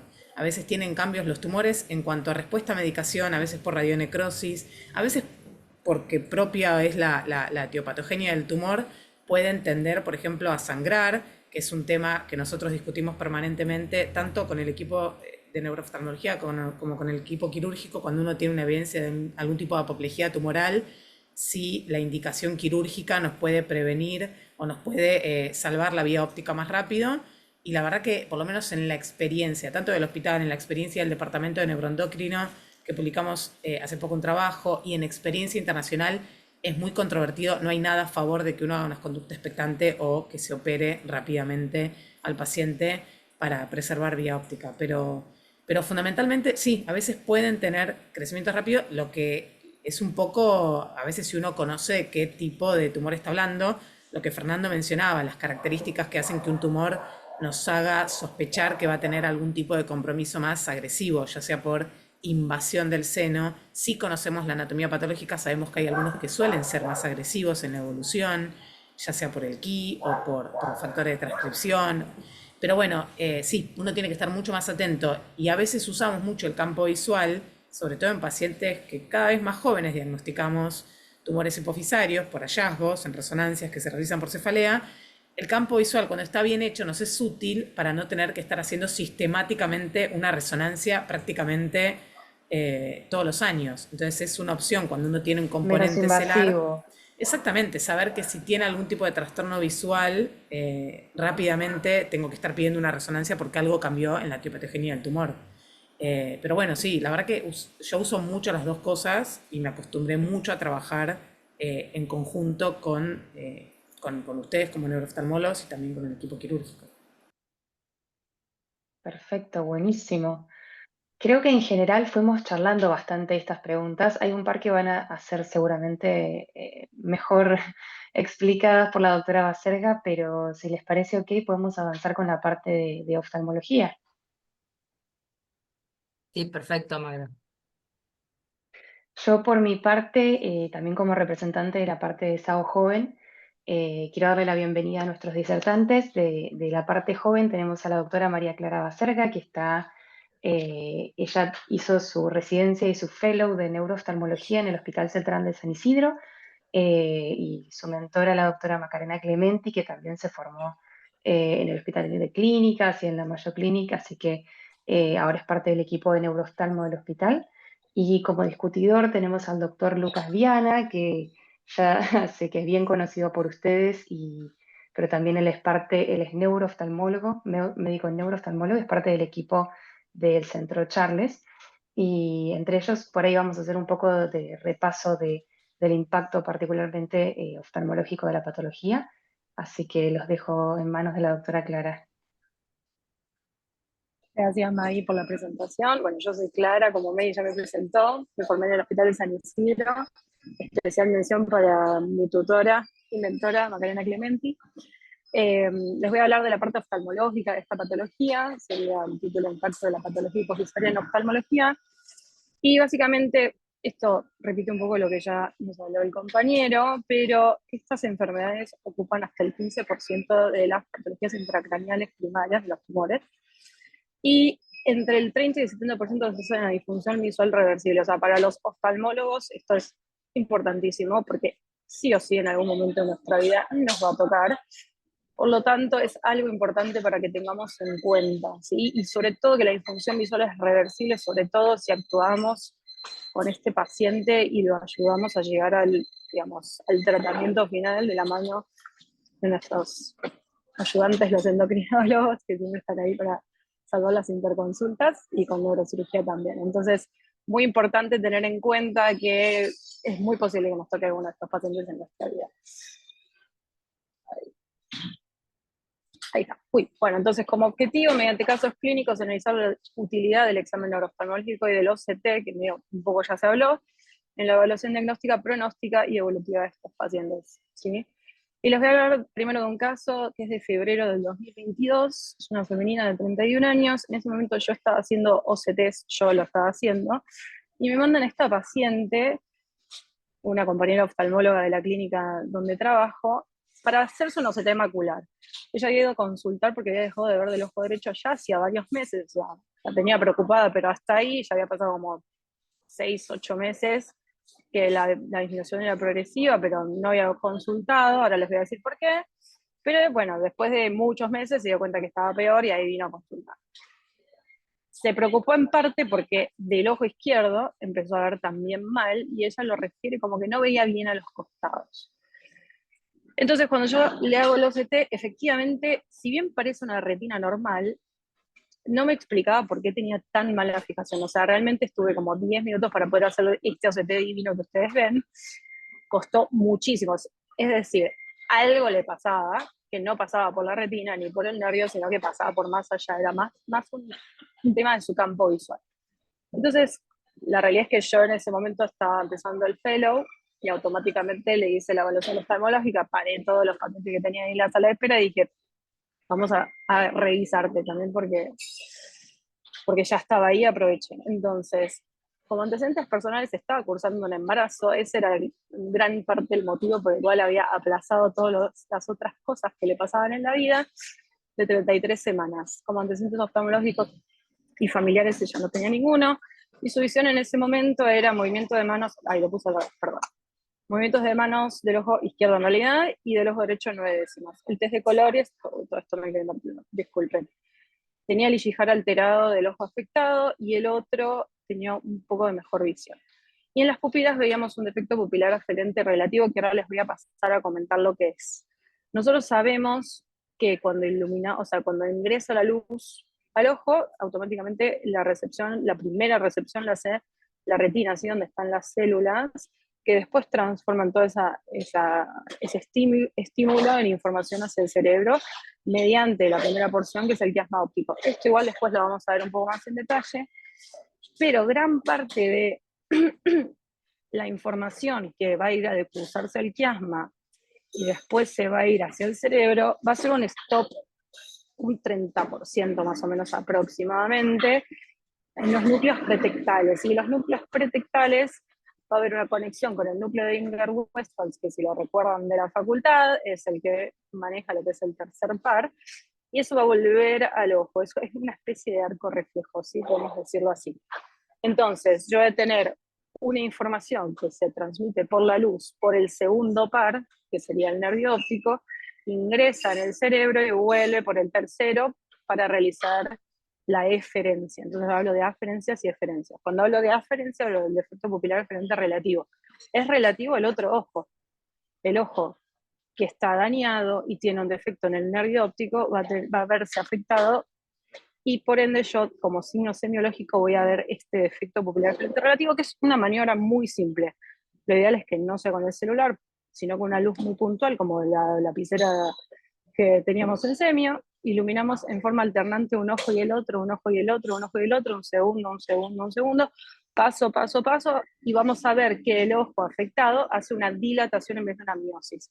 Y eso tiene que ver con una ralentización en el traslado de la información hacia el cerebro, ¿sí? Entonces, súper importante, es una cosa que en un segundo nos puede dar un montón de información de si el paciente tiene algún trastorno en el segundo par. Efectivamente, esta chica lo tenía, ¿sí? Hicimos movimientos oculares, estaban conservados, la BMC, que es la lámpara de hendidura, que es donde nosotros evaluamos a los pacientes y vemos el ojo más grande para poder ver todas las estructuras más en detalle, estaba todo bien. Su presión intraocular estaba normal, va de 10 a 21, y lo que vemos es una palidez en el nervio óptico izquierdo, que se ve muy sutil, pero la podemos evidenciar en la parte temporal, y eso ahora vamos a ver por qué es así. El otro ojo, dentro de todo, estaba bastante bien, se veía rosadito, pero bueno, esto explicaba en gran parte lo que nos contaba la paciente, ¿sí? Que había perdido visión del ojo. Entonces, bueno, yo tenía el campo visual al lado y aproveché. Y esto es lo que se veía en ese momento. Del ojo izquierdo vemos una mianopsia temporal bastante marcada, a diferencia del ojo derecho, donde yo ya la empiezo a visualizar. Si yo veo la corrección, o sea, nosotros, si bien nos guiamos por el mapa de grises, en realidad nosotros vemos este cuadradito de acá abajo, que es, digamos, la corrección de la población y la edad de la paciente y el sexo. O sea, es como un resultado un poco más fino del campo visual, incluso borra los defectos posibles que puede tener porque se distrajo y no sé, se puso a mirar para el otro lado o lo que sea. Entonces, si bien nosotros y a grandes rasgos nos guiamos por el gris, la posta la tenemos acá abajo, ¿sí? Entonces se los tiro el tip como para que los tengan, para los que no están acostumbrados a ver campo visual, esto es algo importante para tener en cuenta. Entonces, tenemos una paciente con una atrofia temporal de papila izquierda, con una hemianopsia bitemporal, que es más pronunciada al lado izquierdo. Esto coincide con la falta de fijación que tenía y la visión de movimiento de manos. Evidentemente que ir a buscar algo en quiasma, así que en ese momento le mandé una resonancia de cerebro con foco en región celar con Ising gadolinium, ¿sí? Y la paciente me la trae a las semanas y podemos ver efectivamente que tenía una lesión a nivel de la hipófisis, y acá en la flechita les señalé la ubicación del quiasma, es decir, el quiasma estaba tironeado para arriba, vamos a decir, ¿sí? Se estaba aplastando hacia arriba. Entonces eso explica también por qué tenía la afectación visual. Y ellos en el informe entonces nos cuentan que mide 15 por 10 y en sentido superior contacta y desplaza el quiasma. Esto es muy importante, porque nosotros nos llevamos mucho de lo que nos dicen, si bien miramos las imágenes, de lo que nos dicen ellos que están ahí en el momento que están haciendo la resonancia. Y bueno, todo lo que se habló del NOPS, de los senos cavernosos, es importante. En el caso de ella no tenía infiltración. Entonces finalizan y concluyen que es sugestivo de adenoma y pues estamos todos de acuerdo hasta acá. Entonces ahí se hace la interconsulta con endocrino y neuro para urgente, para evitar que siga progresando la disminución de la agudeza visual, que ya era bastante severa de un ojo e iba en camino con el otro. Y en junio de 2023, o sea, ya habían pasado 4 meses, vuelve y me dice, ¿sabes qué? Hice todo lo que me dijiste, era un adenoma hipofisórico no funcionante, pero no me operé. Decidió que quería tener al bebé, no tenía ganas de someterse a una cirugía en ese momento, o sea, le pasaron muchas cosas, estaba con temas de salud mental también, y lo colgó. Y obviamente refiere el empeoramiento de la visión a lo que, le repito, los campos visuales, los CT de los campos visuales, y fíjense, esto es lo que llaman follow-up, que esto lo pueden pedir facilísimo en la orden, poner OCT de capa de fibras, células ganglionares, macular, lo que sea, follow-up, y marcan el OCT anterior en el aparato, se realiza el nuevo, y en base a, digamos, la información que tiene el aparato del OCT anterior, pueden ver si hubo progresión, disminución o lo que sea. Igual, también si lo comparan, es medio lo mismo, pero bueno, está buena la función, se las tiro por las dudas. Creo que lo tengo un poco más adelante, después se los voy a mostrar, pero básicamente vemos un empeoramiento en la capa de fibras nerviosas del ojo izquierdo y ya tenemos una atrofia en banda del ojo derecho, que antes no estaba. Entonces, tenemos un empeoramiento, ya casi una maurosis completa con un remanente superior del ojo izquierdo y una mianopsia temporal más marcada que la vez pasada del ojo derecho. Sí, efectivamente el tumor estaba peor. Entonces, la sentamos y le decimos, a ver, tenés que operarte junto con el neurocirujano por el riesgo del tema de la visión. Y después de como 6 meses más, recién ahí ella decide operarse. Y prácticamente para ese momento la realidad es que los nervios estaban los dos pálidos, pasó mucho tiempo entre el diagnóstico, que encima era algo que ella ya venía trayendo de antes, evidentemente, hasta el momento en que se operó, y finalmente quedó con movimiento de manos del ojo izquierdo, omitan la diapositiva, y del ojo derecho 5 décimas, y el test de colores, los dos alterados. Y en las pupilas, el efecto pupilar frente fue peor del ojo izquierdo, por esto que hablábamos antes de que la disminución de visión fue peor de ese ojo, ¿sí? Ahora igual lo vamos a repasar un toque para que se entienda bien en qué momento sí, en qué momento no voy a tener de par. Y los movimientos oculares se han conservado. Entonces, lo importante del caso de esta paciente es remarcar que el tiempo es igual a visión. O sea, siempre es mejor acelerar que decir, bueno, voy a esperar, porque pasan estas cosas a momentos, ¿sí? Y finalmente, después de la cirugía, este fue el resultado final de cómo quedó su capa de fibras nerviosas. Y un caso 2, para hablar un poco para el tema de que ya que estamos en conjunto con endocrino, esta chica es una paciente de 23 años, derivada por endocrino. Ella en realidad se estaba atendiendo en otro lado, este caso es bastante nuevo, fue de estos meses. Por un adenoma de hipófisis funcionante que fue diagnosticado en 2017, ella se seguía en otro hospital, pero bueno, empieza los controles con nosotros ahora. Y en ese momento la diagnosticaron porque tenía cefalea de galactorrea. Y empezó tratamiento con cabergolina 0,25 cada 15 días hace 3 años. Y así estuvo esos últimos 3 años. Entonces, ahora cuando viene con nosotros, nos cuenta que ella tiene una hidrocefalia congénita con una válvula de derivación ventrículo-peritoneal, toma anticonceptivos, no tiene antecedentes oftalmológicos ni familiares, y este era el tumor. Es un tumor relativamente chico, acá se ve el quiasma, está ahí nomás. Es un caso interesante por eso, porque nos hizo mover un poco las neuronas. Fíjense que contacta levemente del lado izquierdo, pero muy leve, o sea, no podemos terminar de definir si está tocando o no. Entonces acá nos va a ayudar mucho, mucho el examen oftalmológico, que ahora se los voy a contar. Es una imagen nodular hipofisaria de 10,9×14, que se lateraliza hacia la izquierda y se hacen los cánones sin alteración. Lo mismo que habíamos hablado antes. Y además, por esto del catéter, ella tenía una lesión córtico-subcortical occipito-parietal derecha. Como para agregarle cositas al caso, ¿no? Entonces la evaluación oftalmológica ya tiene 10 décimas de visión, colores conservados, las pupilas no tienen defecto pupilar aferente relativo, lo cual me indica que no hay afectación del nervio óptico, y los movimientos oculares también estaban conservados. La biomicroscopía, la presión, todo bien, y el fondo de ojos prácticamente normal. O sea, si nos ponemos un poquito quisquillosos, un poco más pálido el izquierdo con respecto al derecho, pero podría pasar de largo. O sea, si uno lo ve rápido, no se da cuenta. Y en los estudios previos, porque ya recordemos que venía de 2017 con este asunto, en 2018 tiene una resonancia que informa que tiene una lesión de 7 milímetros con compresión parcial del quiasma óptico. En 2020 aumenta de tamaño a 12 por 8 por 12 con el mínimo contacto del quiasma. En 2023 mide 11 por 9 por 14, es como que está ahí borderline todo el tiempo. Y en 2024, la última resonancia que ella nos trae, el tumor medía 10 por 9 por 14. Nos trajo un laboratorio también, endocrinológico, con un perfil hormonal que no tenía signos de panhipopilarismo y la prolactina tenía un rango, dentro del rango de normalidad. Y en los estudios oftalmológicos, que es la parte interesante, le solicitamos un OCT de capa de fibras, un OCT ganglionares, un OCT macular. Acá les puse el de capa de fibras y el OCT de células ganglionares. Fíjense que el ojo derecho todo verdecito, el ganglionar todo verdecito, pero cuando vemos el ojo izquierdo, acá tiene un toquecito que nos llama un poco la atención, ¿no? Tiene como un defecto ahí nasal inferior, tanto en la capa de fibras como en el mapa de células ganglionares. Ahora vamos a hacer un repaso, vamos a recordar qué es más o menos de dónde viene, por qué se correlaciona tanto esto, ¿sí?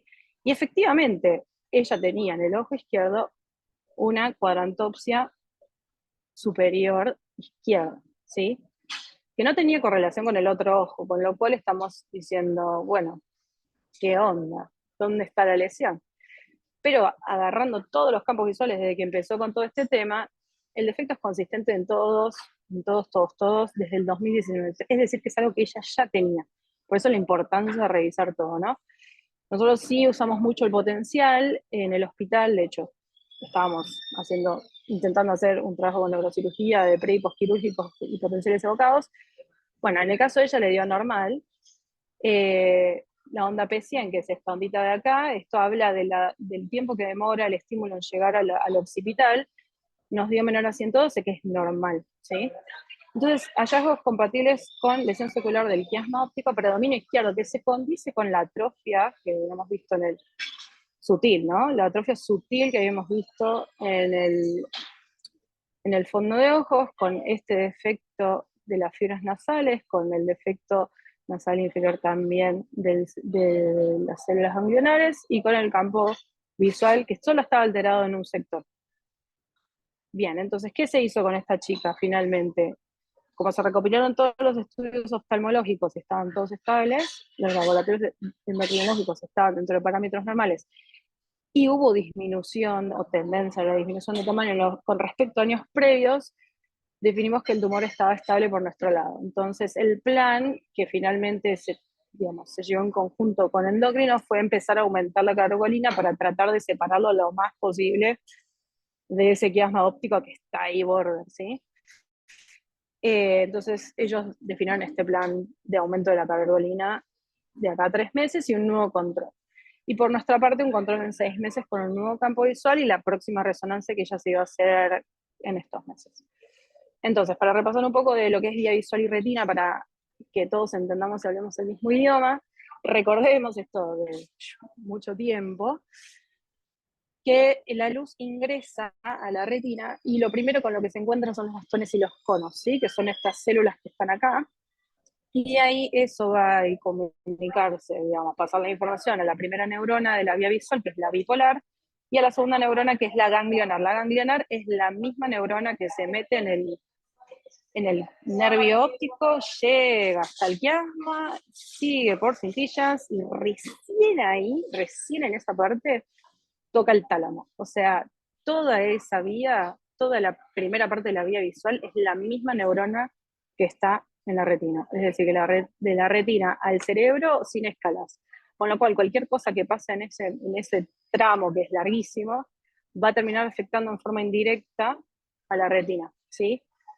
Por eso nosotros tenemos atrofia del nervio, alteración de los colores, efecto pupilar referente relativo y un montón de cosas que ahora vamos a charlar, ¿sí? Y la última parada es la corteza visual. Fíjense que cuando nosotros hacemos un OCT, decimos que se realiza con láser, el OCT toma una base normativa con respecto a la edad y al sexo del paciente que yo estoy evaluando y compara con un corte histológico lo que yo estoy, las fotos que yo estoy haciendo en ese momento. Por eso la importancia de entender de qué estoy hablando anatómicamente, ¿sí? Fíjense que yo estoy viendo la capa de células ganglionares a vivo, o sea, es como hacer una biopsia sin tener que entrar el ojo y biopsiar. Es impresionante. Entonces, así como para tener un breve repaso de lo que es vía visual, sabemos que cuando tenemos una afectación del nervio óptico completo, imagínense como que entré, lo corté, voy a tener una disminución de visión de ese ojo, el efecto pupilar aferente relativo positivo, supongamos que es el izquierdo, del ojo izquierdo, la alteración de los colores, la discromatopsia, porque el color se integra en lo que es el geniculado, con lo cual todo lo que está del geniculado hacia la retina, cualquier cosa que toque ahí, va a dar alteración del color. Una atrofia total del nervio óptico y la afectación unilateral del campo, claro, porque yo corté ese nervio, ¿se entiende? O sea que el resto no lo voy a ver. Ahí está. Ahora, si yo tengo un toque en lo que es el quiasma, voy a tener, y acá depende mucho de la lesión, que era lo que hablaba el doctor en la charla anterior. Si la lesión está más tirada para un lado, si la lesión creció un poco para arriba de los dos, o por A o por B es un poco asimétrica, la disminución de la visión va a ser diferente según lo que es la porción del quiasma que esté tocando, ¿sí? O del nervio óptico o de la cintilla, ahora después vamos a charlar de eso. Es decir, que va a ser variable, puede ser uni o bilateral, pero variable. Ahora, si yo toco en forma simétrica el quiasma, yo no voy a tener un defecto pupilar aferente relativo porque la visión va a ser, vamos a decirle la visión, la afectación del nervio óptico va a ser igual para los dos. Entonces, lo que voy a tener es lo que se llama un escape pupilar. Tengo la misma afectación y el mismo tiempo de respuesta de los dos nervios ópticos. Ahí no voy a tener un defecto pupilar aferente relativo. En cambio, si pasa como le pasó a mi paciente, que de repente tenía movimiento de manos, que es ver esto, y del otro ojo veía casi todo el cartel, y ahí sí voy a tener un defecto pupilar del ojo más afectado. ¿Sí? Eso ténganlo en cuenta, porque siempre el más afectado va a ser el que tenga el defecto pupilar. Si la afectación es simétrica, puedo no tenerlo y puedo tener un escape. Después voy a tener lo que la discromatopsia, igual que lo que habíamos hablado antes, por esto del geniculado, así que esto no va a variar. Voy a tener una atrofia del nervio óptico en banda, que es lo que habíamos visto muy bien en la etapa de fibras de mi paciente, que suele ser bilateral. Eso también va a depender de la porción de la vía óptica que yo esté tocando. Y una mianopsia temporal bilateral del campo visual, que es el famoso defecto heterónimo. Ahora, si yo toco un poquito para atrás, porque es muy grande el tumor, puedo tener una afectación más bien de tipo cintilla, ¿sí? Por eso lo agrego para que lo tengan presente. Voy a tener una disminución de visión bilateral, un defecto pupilar que va a ser variable, va a depender. Recordemos que parte de las fibras en cintilla se decusan y se van para el tronco. Entonces, si yo ya pasé esa estación y ya se integró, no voy a tener donde par, ¿sí? Porque siguió de largo y apreté más atrás. La discromatopsia, porque todavía no llega al geniculado, la atrofia temporal de ambos nervios ópticos, y hemianopsias homónimas incongruentes sin respeto macular. Por eso tengo disminución de visión, porque estoy tocando fibras maculares. A diferencia de lo que pasa mucho más posterior, que esto no se los, digamos, no va al motivo de lo que hablamos hoy, pero ahí ya todo se integró, ya no estoy en la misma neurona, entonces los nervios ópticos van a ser normales, no voy a tener defecto pupilar, la disminución de la visión va a ser dependiendo de si toque o no la mácula, y la mácula, como siempre, digamos, en la vida del humano, todo lo que es primordial va por sectores muy conservados y trata de tener mucha vascularización. Entonces, cuanto menos, o sea, cuanto más posterior, menos chances de que toque la mácula, ¿sí? Nada, eso para que lo sepan, igual no va al caso. Ahora, consideraciones anatómicas, que esto es medio lo que ya se habló antes, solamente acotar, recordemos que el quiasma está por encima, pero en la pared del seno cavernoso yo tengo todos esos nervios y cualquier compresión que yo pueda tener se va a manifestar como una diplopia y ese paciente me puede caer. no por la disminución de visión, sino por la misma visión doble, ¿sí? Entonces, un paciente que ve doble puede tener un tumor de hipófisis, hay que tenerlo en consideración. Y la posición del quiasma, que también se habló, solo voy a rescatar los 10 milímetros, que es la distancia entre el diafragma celular y el quiasma óptico, ¿sí? No significa que si el tumor tiene 11, sí o sí esté tocando, es lo que vimos recién con la otra paciente, pero sí tener en cuenta que cuanto más cerca de los 10 milímetros, más chances tengo de estar presionando el quiasma, ¿sí? Entonces, más bolilla le tengo que dar a ese paciente. Y esto es súper importante, porque ahora lo vamos a charlar para los efectos del campo visual. El 80% de de las posiciones del quiasma están sobre la hipófisis, pero yo puedo tener quiasmas prefijados, y fíjense que si yo aprieto, me voy a ir para cintillas, con lo cual voy a tener un defecto cintilloide del campo visual, y un 5% puede estar posfijado, o sea que la hipófisis puede estar más adelante y directamente puede presionar el nervio óptico. Es decir, que si yo tengo un defecto, una maurosis, por ejemplo, sola, si una hemianopsia temporal del otro ojo, lo que sea, yo no lo descarto, o sea, sí o sí tengo que pedir una neuroimagen. Obvio que es más raro, pero no se encierren con que sí, así tiene que ser una hemianopsia bitemporal, porque ya vimos que muchas veces se presentan con amaurosis y hemianopsias temporales del otro ojo, ¿sí? Entonces, otras cosas importantes a tener en cuenta del campo visual. Nosotros en oftalmo, más que nada, los que están ahí escuchando, sabemos que todo se rige por el nervio óptico, que es esto que está acá, y todo lo que es nasal al nervio óptico es una cosa, y todo lo que es temporal al nervio óptico es otra. Del nervio óptico tengo temporal la mácula, pero cuando nosotros hablamos de neuro, la mácula está en el centro, entonces todo lo que es nasal a la mácula, incluido el nervio óptico, va a ser nasal. Y todo lo que es temporal va a ser temporal a la mácula, ¿sí? O sea que todo lo que esté acá, que es el haz papilomacular, que es la zona donde nosotros, digamos, llevamos la mayor cantidad de información por la medio de las ganglionales hacia el cerebro, son nasales a la mácula. Por eso el campo va a ser temporal la alteración, porque el campo es opuesto a la fibra, ¿sí? Y un dato importante es que esta manchita que vemos acá, que en este se ve blanca, pero en el otro se ve más oscura, dependiendo del aparato, porque tenemos Octopus y Humphrey, no importa, esto en nervio óptico es normal, o sea, la mancha ciega tiene que estar señalada, ¿sí? No creen que es por eso. Fíjense que nosotros también ponemos ojo derecho y ojo izquierdo, acomodamos el ojo derecho con nuestro ojo derecho y el ojo izquierdo con nuestro ojo izquierdo, para no mezclar los defectos del campo visual. A ver, el quiasma. Fíjense lo siguiente, yendo un poco más para atrás, así consideraciones anatómicas que tengan que saber. Las fibras nasales se van a decursar en un 53%, ¿sí? Las inferiores van a ir hasta la carilla anterior, digamos, del quiasma, y las superiores por la posterior. Es decir, que si yo tengo algo que me apriete de abajo hacia arriba, el efecto del campo va a ser temporal, ¿sí? En este caso, superior, porque lo inferior se va a reflejar en forma superior. Y lo que sea superior, que va a ir por acá atrás, va a reflejarse en el campo temporal inferior, ¿sí? Esto es muy importante. También tengamos en cuenta que las temporales, que son las verdes, no decusan, es decir, que siguen su mismo camino. Si yo voy por la derecha, sigo por la derecha, si voy por la izquierda, sigo por la izquierda. Esto es lo que se va a traducir básicamente en la hemianopsia bitemporal famosa que ya charlamos muchas veces, pero hay dos causas de hemianopsias bitemporales. Tenemos los tumores de hipófisis, que suelen empezar como una cuadrantopsia superior bilateral, por lo que acabamos de hablar, apretan de abajo hacia arriba. Pero el craneofaringioma también nos puede dar una hemianopsia bitemporal, viene de arriba hacia abajo. La diferencia es que cuando empiezan, unos empiezan arriba y otros empiezan abajo, ¿sí? Eso, para que lo tengan en cuenta como un diagnóstico diferencial, es muy interesante mencionarlo.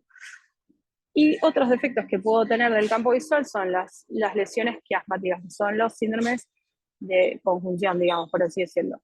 Que esto medio que ya lo hablamos, si yo toco el nervio óptico izquierdo porque el quiasma está posfijado, voy a tener una amaurosis por esto, y además una cuadrantopsia temporal superior, porque las fibras que se tocan son las inferiores.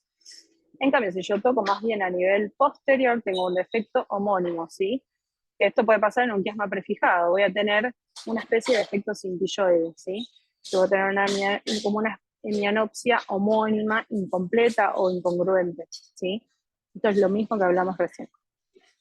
Ahora, datos importantes de la evaluación neurooftalmológica. La anamnesis, la disminución de visión puede ser uni o bilateral, es lo que estábamos hablando recién. Necesito saber el tiempo de evolución, y si la paciente muchas veces refieren pérdida del campo periférico. La diplopia va a ser mono o binocular, ¿sí? Puede ser horizontal, vertical, puede ser permanente o fluctuante. Lo más frecuente en estos casos es que sea permanente por la compresión, ¿sí? Y muchas veces se acompañan de tosis si tengo involucrado el tercer nervio. Y otras presentaciones neurooftalmológicas infrecuentes, que es lo que hablaba antes el otro doctor, es que puedo tener oxilopsia por nistagmo, oscurecimientos visuales transitorios a causa de un papiledema, cefalea, tinnitus por la hidrocefalia, que es sumamente infrecuente por comprensión del tercer ventrículo. Generales no los voy a mencionar, ya los mencionaron. Y si el adenoma es conocido, súper importante preguntar cuándo fue el diagnóstico, si requirió tratamiento médico quirúrgico, qué vía, y si tuvo alguna secuela postquirúrgica, ¿sí? La agudeza visual tomamos con el cartel de Schnellen, cuando el paciente no llega a ver la E enorme. Pasamos a cuenta de dedos, nos paramos un metro y le preguntamos cuántos dedos ves.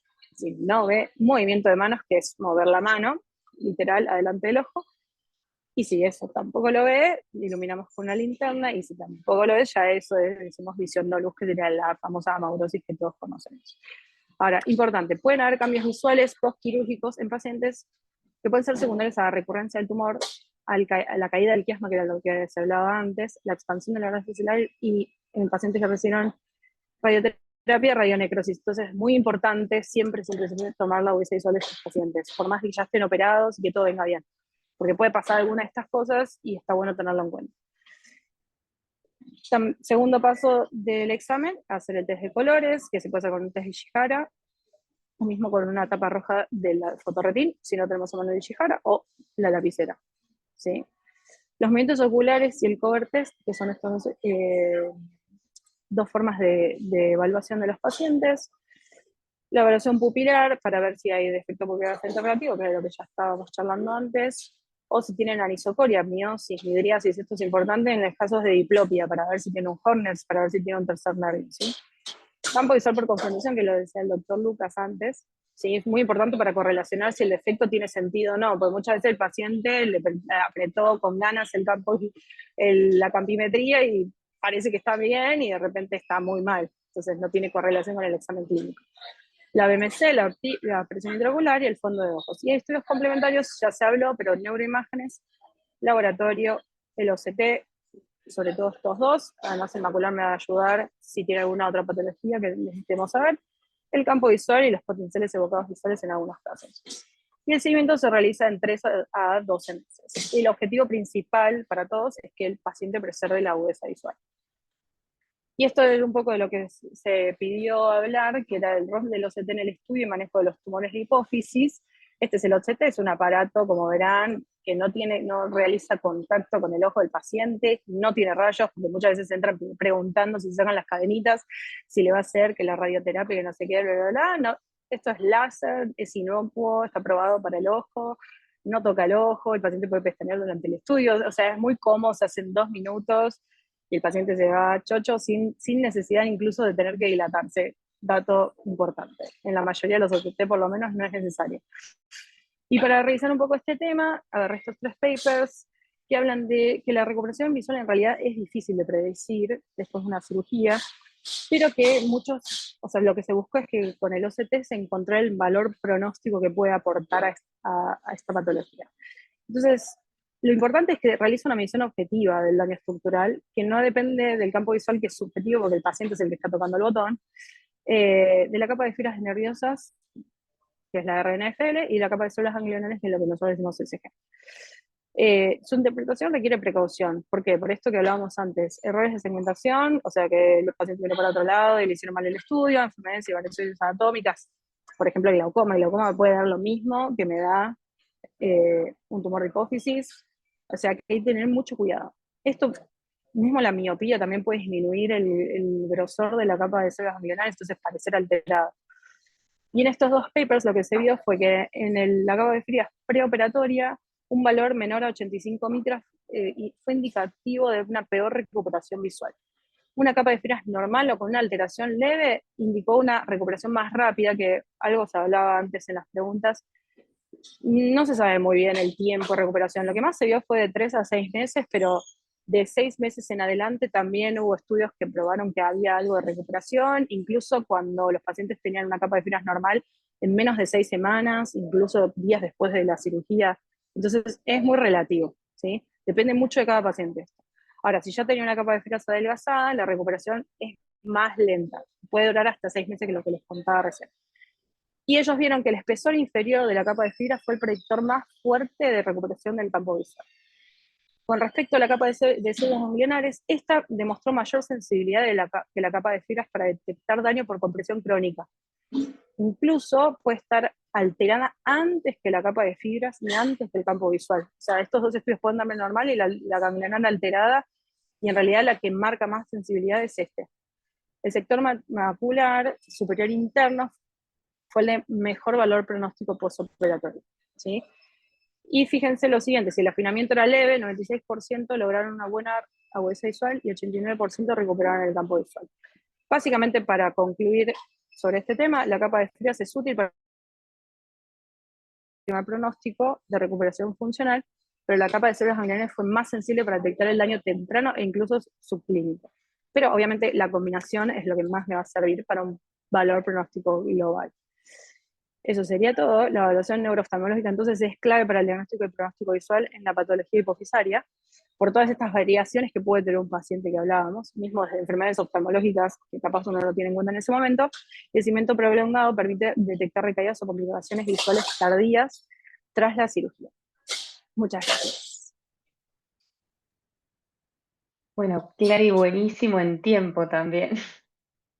Gracias. Ahí estamos viendo también como para resumir, porque muchos de los presentes también, al estar en endocrino, por ahí esas dudas que quedaban presentes de qué cosas prestar atención en el campo visual, notar que la mancha ciega es algo que debe tener el estudio si está bien hecho, si el paciente hizo bien la fijación, que no es algo que nos hable de patología, pero también invitamos al doctor Lucas Viana a hacer su aporte también de parte de la experiencia con este tipo de pacientes. Bueno, a ver, ¿qué decir? En general, bueno, decir que es muy común que el paciente no note un déficit visual a pesar de tener un defecto del campo visual. Eso es bastante frecuente, así que por más que el paciente no se queje de estar viendo menos, siempre hay que hacerle los estudios, campo visual y OCT. Después esto que dijo Clara recién, muy importante, cotejar el resultado del campo visual con un campo visual por confrontación y tener siempre algún neurooftalmólogo u oftalmólogo amigo a quien pedirle que revise el caso y que se ocupe estrictamente de lo visual, eh, y no tomar atajos, porque es muy importante que el paciente se evalúe en su totalidad, digamos, y recordar que hay muchas veces el paciente puede tener una lesión de hipófisis que incluso contacte levemente al quiasma y en realidad el paciente puede estar viendo mal por otra causa. Así que siempre el examen oftalmológico y neurooftalmológico, siempre tenerlo ahí a mano. Buenísimo, buenísimo eso, y también tener en cuenta un poco si se podría resumir que en general todos los pacientes, por más de que tengan lesiones, deberían ser derivados al oftalmólogo también. Y con la batería mínima de estudios, también entender que el campo visual por ahí hace falta repetirlo, que la capa de células ganglionares no todos los equipos la tienen, pero es de gran ayuda y favorece el seguimiento incluso de los subclínicos. Y alguna otra cosa que el equipo de endocrino o algo quiera aclarar. Por ahí sobre los casos de estas pacientes, por ejemplo, una de las pacientes de Clara que estaba cursando un embarazo, que los estudios oftalmológicos se los podía realizar igual, o sea que los CT se llame tomografía, no significa que no se lo puede realizar por estar embarazada y esas cosas que a veces Y las son resonancias presunciones de los también, ¿eh? pacientes. Yo lo Sí. aclaro siempre, uno puede resonar una paciente embarazada, lo hemos hecho. El OCT o el campo visual es, pero de altísima ayuda en estas pacientes, fundamentalmente porque el seguimiento, de hecho, bueno, nos ha tocado, con Lucas tuvimos una paciente médica que tuvimos que seguirla con OCT porque hizo un sangrado tumoral en semana 32. Llegó a término sin problema, pero era OCT, creo que le hacías campos visuales semanales a esa paciente. Y se pudo resonar, vimos la imagen, tenía una imagen de sangrado puntual en un adenoma que ella claramente no conocía, que ante el agrandamiento propio fisiológico de la hipófisis en el contexto del embarazo, debutó cefalea semana 30 y en la resonancia se vio el sangrado tumoral. Se pueden resonar, no se pueden hacer contraste, pero sí se puede eventualmente resonar a una paciente. Y bueno, nada, y fue un seguimiento hiper estricto. La paciente bajó un montón la ansiedad, porque imagínense esto que uno no sabe, se pueden resonar, no, meterse en el resonador, etcétera. No es agradable en una mujer de semana 37 tener que ponerla en la posición, la resonancia de hipófisis, si bien no es larga, pueden ser, no sé, 30 minutos, pues sin contraste, 20, 30 minutos, pero tienen que quedarse quietas, están molestas. Entonces, la verdad que tener la posibilidad, sobre todo a la mujer embarazada, del campo visual y que sea, y que esté bien hecho y que lo siga el neurooftalmólogo, nos da un montón de tranquilidad. Y de hecho no la volvimos a resonar hasta después del parto. Por eso digo, sí, lo usamos un montón en situaciones muy puntuales. Yo les dije esta, les dije la otra que es en adenomas que están en un sutil contacto quiasmático, pacientes como creo que la doctora presentaba, que tal vez no se quieren operar o están ahí peri o decidiendo algún tipo de conducta quirúrgica. La cabergolina es una gran amiga de los endocrinólogos, es una droga bastante amistosa para utilizar, con relativamente pocos efectos adversos y la usamos. Y tiene cierto efecto medio antiangiogénico, anti-VEGF, que nos permite a veces que baje un poco, sobre todo el componente supracelular, el capuchón del tumor, y a veces aliviar un poco el contacto quiasmático, y eso nos da margen para esperar y que el paciente tome una decisión para entrar a quirófano. Pero el campo visual, gran aliado, porque si no uno tiene que estar pensando en hacer resonancia estricta cada 3 meses, y el campo visual ahí nos ayuda un montonazo también. Y el neurooftalmólogo amigo, obvio. Sí, yo te agregaría algo más. Una vez en un curso que estaba dando una charla en un curso de endocrinología y una endocrinóloga me preguntó si el paciente tenía atrofia óptica, si eso contraindicaba hacer la cirugía, digamos, si valía la pena hacer la cirugía. Y la verdad es que sí, porque a pesar de que veamos atrofia óptica en el fondo de ojo y también en el OCT, los pacientes también tienen chances de recuperarse. Y de hecho a veces nos encontramos con recuperaciones que son mejores de las que esperábamos en la previa viendo el resultado del OCT. Así que para nada es una contraindicación. Lo que yo siempre hago es, cuando veo al paciente antes de la cirugía, según lo que veo en el examen y sobre todo según lo que veo en el OCT, le digo si soy más optimista o menos optimista sobre las posibilidades de una recuperación visual significativa. Me limito a decir eso nada más. Entonces, si veo el OCT que está todo en verde con un espesor conservado, sumado a, a lo que vea en el examen, le digo que soy optimista en cuanto a la posibilidad de una recuperación visual significativa. Y si ya tengo zonas en rojo, soy menos optimista, pero igualmente puede mejorar. Ese es el concepto. Buenísimo, Doc. Y también por ahí lo que habló, por ejemplo, el paciente de Fernando que tenía OCTs con mucha distancia en el tiempo, que uno a veces, a pesar de que el paciente tenga la intervención en el medio, por ahí expresan la atrofia más a largo plazo de un nervio que recibe mucho daño en su momento. Y, y bueno, eso a veces nos baja un poco más el pronóstico o las expectativas, pero saber que marca daño antiguo también. Exactamente, sí. Eso lo tenemos que tener siempre bien claro. ¿En qué momento, en qué etapa se hizo el OCT? Porque eso es determinante, digamos. Si, digamos, por ejemplo, en una neuropatía óptica traumática, por ejemplo, un paciente se da un golpe en la cabeza, se lesiona un nervio óptico y cae el primer día sin visión de ese ojo. Si hacemos el OCT en ese momento, el OCT va a ser normal.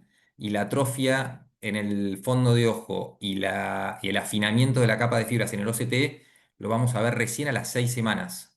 Entonces, si yo le hago un OCT a la semana 2, por ejemplo, que tengo un OCT normal, y digamos, uno puede decir, pero ¿cómo? El paciente no ve y tengo el OCT normal. Bueno, es que en realidad todavía no pasó el tiempo suficiente para que se pueda ver ese daño. Lucas, ¿y qué? Este paciente tuvo 2 años de diferencia para el OCT, ¿no? ¿Qué tan accesible es el OCT hoy en día? Cómo, para los que no hacemos quizás tanto neuro, Ajá. qué tan fácil es acceder para un paciente en OCT específicamente de las fibras de la retina? No tanto quizás el OCT macular, que lo pedimos mucho para los pacientes con diabetes, pero sí el específico para... Y son dos OCT distintos también, ¿no es cierto? Entiendo, ¿no? Sí, el equipo es el mismo, lo único son dos programas distintos. Entonces, es como hacer una resonancia de órbita y cerebro, por ejemplo, que uno anota órbita y cerebro y hacen las dos cosas. Acá hay que anotar OCT de mácula, OCT de capa de fibras y OCT del complejo celular ganglionar. Y la persona que hace el OCT directamente va seteando el programa que quiere hacer y hace uno atrás del otro en el mismo paciente en un par de minutos. Es increíble la rapidez que tiene el estudio y lo bien tolerado que es. Y es súper accesible. La verdad que las prepagas lo cubren todas. eh, y es un equipo que es muy común que esté en centros oftalmológicos, digamos. Y se hace muchísimo. Una cosa que suele pasar a veces, al menos en mi experiencia en lugares más periféricos, es que no todos los equipos de OCT tienen programa de células ganglionares. Eso a veces pasa porque es algo que se paga aparte, es una parte del software que se desbloquea aparte, igual como hay protocolos para glaucoma, también esto sí puede pasar. Entonces, por ahí en la aclaración de decirle al paciente que busque que tenga este programa de células ganglionares. Pero sí, no más que eso. También a veces pasa un poco lo mismo con los campos visuales, ¿no es cierto, Doc? Que hay campos visuales que no están nomenclados, que no son los clásicos Octopus y Humphrey. Ahora hay muchos que son incluso cascos de realidad virtual, Ujú. que realmente no se sabe mucho si son igual de confiables. Buscan ser un poco más accesibles, incluso para pacientes que tengan dificultades de la posición o escoliosis, como para apoyar el mentón y la frente, que son situaciones que a veces limitan un poco el acceso de pacientes que están por ahí postrados o en posiciones donde no pueden ser evaluados, pero que también son herramientas que tenemos y que se van sorteando con la tecnología, pero bueno, permiten tener un mejor seguimiento del paciente. Y otro dato te agrego, Magdalena, que estaba bueno, que lo pensé cuando Fernando mostró el caso de él, que mostró un campo visual que se veía todo negro. Un campo visual que está así con un defecto difuso no siempre es representativo del campo visual real del paciente, porque pensemos que el campo visual computarizado, que es el que más se hace, son de 24 grados centrales o 30 grados centrales, que muchas veces es un reflejo del campo visual total del paciente, pero muchas veces no. Si el paciente tiene un defecto central denso, es probable que ese campo visual nos dé muy alterado y por ahí, y no nos va por ahí a detectar un remanente de campo visual periférico que sí tenga el paciente. Entonces, de vuelta a lo que dije al principio, siempre cotejarlo con el campo visual por confrontación y que sea interpretado por un oftalmólogo. También pasa que hay un tipo de campo visual que no sé si se usa mucho, que es el protocolo Goldman, que Sí. yo justo trabajo en un centro donde lo hacen, pero hay una médica especial que busca la periferia, los 60, 70 grados esos que hablaba Fernando en su clase, que también es otra herramienta más. Y como conclusión también el tema de los potenciales evocados, porque vi que Clara lo mencionó un poco dentro de las herramientas que usó en esta paciente, justo la paciente que está embarazada, pero no sé si es una herramienta que se pediría de rutina, lo pedirías. No, yo habitualmente no lo pido. Yo me manejo con campo visual y OCT más el examen físico. No lo suelo pedir. Pero está Perfecto, perfecto, digamos. perfecto. Si el potencial visual evocado es un estudio que es muy operador dependiente. Entonces, es muy importante tener eso en cuenta y si se va a pedir, saber que lo va a hacer alguien confiable y para poder interpretar mejor el resultado. Pero la verdad es que yo en la práctica no lo pido. Sí, Las nosotros lo imágenes estábamos pidiendo por... más que nada, uy, perdón, por el hecho de que No, estábamos haciendo un dale. trabajo de investigación. O sea, no se queden con que hay que pedirlo sí o sí. Estábamos viendo, porque hay muy pocos reportes de, digamos, y papers de este tema, entonces nos interesamos por ese lado, porque justo el San Isidro lo tenemos, y es el único lugar, creo, público en toda Argentina que lo tiene. Entonces, aprovechamos para mecharlo por ese lado. Pero bueno, sí, lo clave es lo que mencionamos en la clase, igual. Bueno, buenísimo. No sé si queda alguna pregunta pendiente, si alguien más quiere agregar algo de parte de la audiencia. Es el momento para hablar, para sacarse las dudas. Ahí Adriana también está colaborando un poco con el tema de los pacientes, como hablamos, que tienen patología macular o cataratas, que eso genera alguna dificultad para realizar los estudios como el campo visual o con la interpretación de los resultados. Por eso lo importante de hacer una buena interconsulta.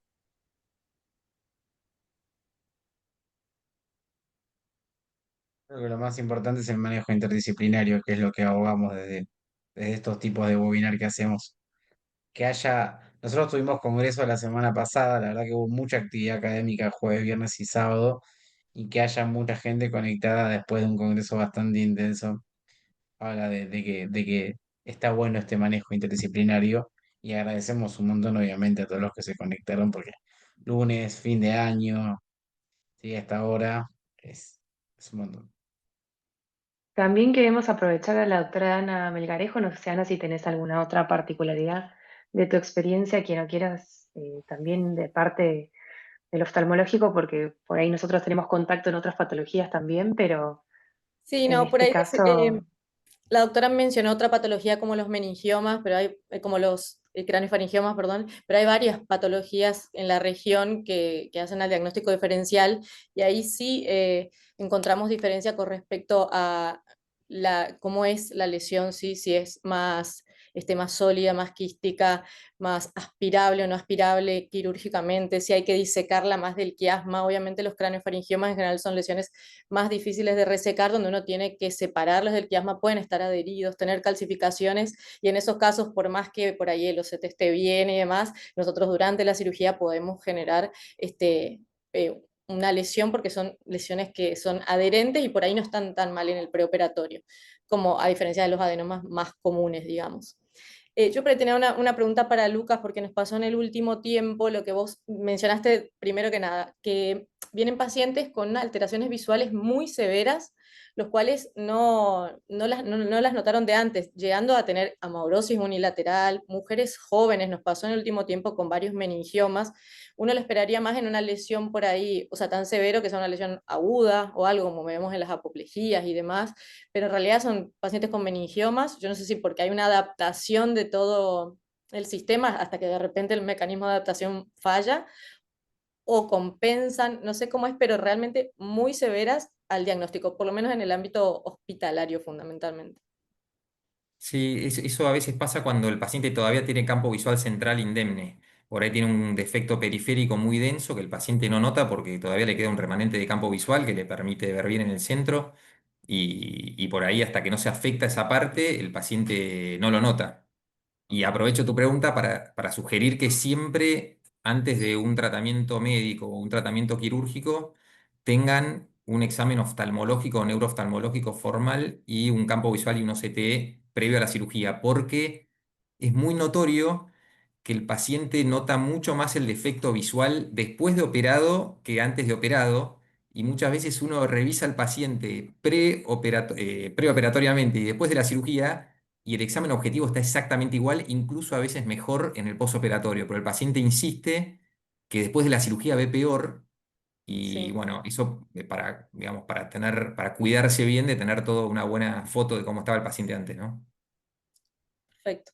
Y otra cosa que dijo Mani fue con respecto a esas lesiones que seguimos, que están muy pegaditas al quiasma, que de repente están cercanas y tenemos pacientes con este plan de gestación, por ejemplo. Entonces, ahí a veces se nos plantea la posibilidad de hacer una cirugía previa bueno, a la planificación o algo que a veces siempre plantea y un interrogante de qué hacer en ese momento con las pacientes embarazadas o adenomas que están muy pegaditos a la vía óptica sin defectos y en pacientes con edad gestacional. Es un tópico interesante ese. Sí, ocurre, porque uno ya sabe anticipadamente que probablemente pueda llegar a tener algún tipo de... y no quiere en el momento del embarazo estar pensando en definir conductas quirúrgicas en una paciente con algún tipo de defecto visual. Eh, pero bueno, yo creo que esto, tener la posibilidad de hacer OCT campo visual permite aliviar un poco ansiedad en que tal vez uno puede esperar a finalizar el embarazo, porque aunque haya algún defecto en el campo visual, el OCT tal vez no llega a estar afectado y uno tiene el margen de tiempo de 2 o 3 meses a que finalice el embarazo y el parto y después pensar en resolver el tumor. Sí. Sí, yo creo que hay situaciones muy puntuales en donde, en todas, nosotros sistemáticamente intentamos hacer una evaluación en los dos lugares, porque la verdad que ahora, por lo menos, nosotros en el Hospital Fernández estamos trabajando con el equipo de la doctora Aide Martínez del Hospital Rivadavia, que nos permite hacer no quiero decir olvidarnos, pero que toda la parte neurooftalmológica, independientemente de pedir los estudios, tengan justamente la valoración oftalmológica, además del OCT o el campo visual, y uno trata de tener puntualmente toda la evaluación prequirúrgica o en el momento del diagnóstico del tumor, pero yo creo que estas situaciones puntuales que fuimos mencionando es donde creo que mucho más hincapié hacemos en la importancia que tienen los estudios oftalmológicos, porque o nos definen conducta quirúrgica o nos permiten hacer un seguimiento en un paciente y tal vez incluso no operarlo, pero hay situaciones muy puntuales que estas algunas de las que estuvimos mencionando. Ay, perdón, por ejemplo, hoy vi una paciente que cada vez vemos pacientes más añosos, ¿no? Toda nuestra población de todo tipo de patología va siendo cada vez más grande. Una paciente de 78 años que tenía pendiente unas cirugías de cataratas. Entonces, con un adenoma también que contacta con la vía óptica, que mostró crecimiento en las imágenes, porque se viene siguiendo desde 2018, fue creciendo, y bueno, y tenía esto de la cirugía de cataratas pendiente, que ahí quería saber a ver qué opinan ustedes los oftalmólogos, porque, bueno, la paciente no notó mejoría después de la cirugía de cataratas, pero no es que tiene una hemianopsia, o sea, no tiene un cuadro compatible con una compresión quiasmática, pero a su vez tiene las cataratas, entonces no sé si el OCT previo o el campo visual previo era realmente confiable y qué esperar después de una cirugía en la cual la paciente no notó mejoría de las cataratas, por ejemplo, en ese caso. Esa es una consulta que cada tanto vemos. Un paciente que se opera de catarata va al control con el oftalmólogo y dice que ve mal y el oftalmólogo le dice la cirugía está perfecta, el lente está impecable, está todo bien y el paciente dice no veo bien y resulta que el paciente por ahí tenía una lesión que estaba comprimiendo la vía visual y se diagnostica después. Es una consulta bastante frecuente, por eso para los que somos oftalmólogos, cuando vemos un paciente con un poco de catarata, y hacemos el examen y el examen no encaja con la catarata que tiene, tenemos que empezar a pedir campo visual, OCT, y a veces tenemos hallazgos del examen físico, por ejemplo, un defecto pupilar aferente relativo, como mencionó Clara en un momento, eso nunca es por catarata. Entonces, si Ok. hacemos el examen bien completo, el examen oftalmológico básico tiene agudeza visual, examen en lámpara de hendidura, presión intraocular y fondo de ojo. Esos son como las cuatro patas del examen oftalmológico común.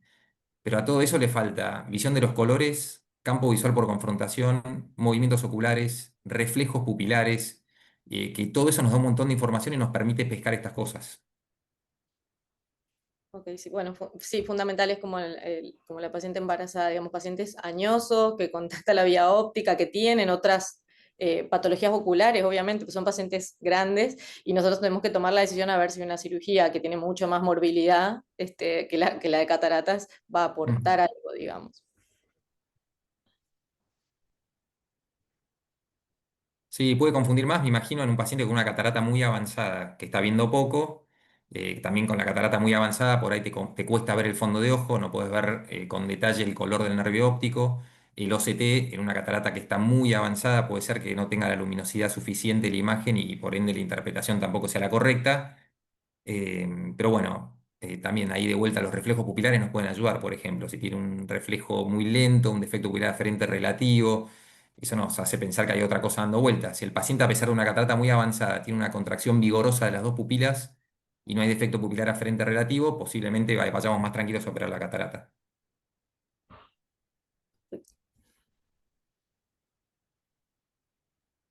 Bueno, buenísimo. Al final hicimos algo súper completo, tres especialidades hablando sobre el mismo tema y la verdad espero que se hayan resuelto la mayoría de las preguntas.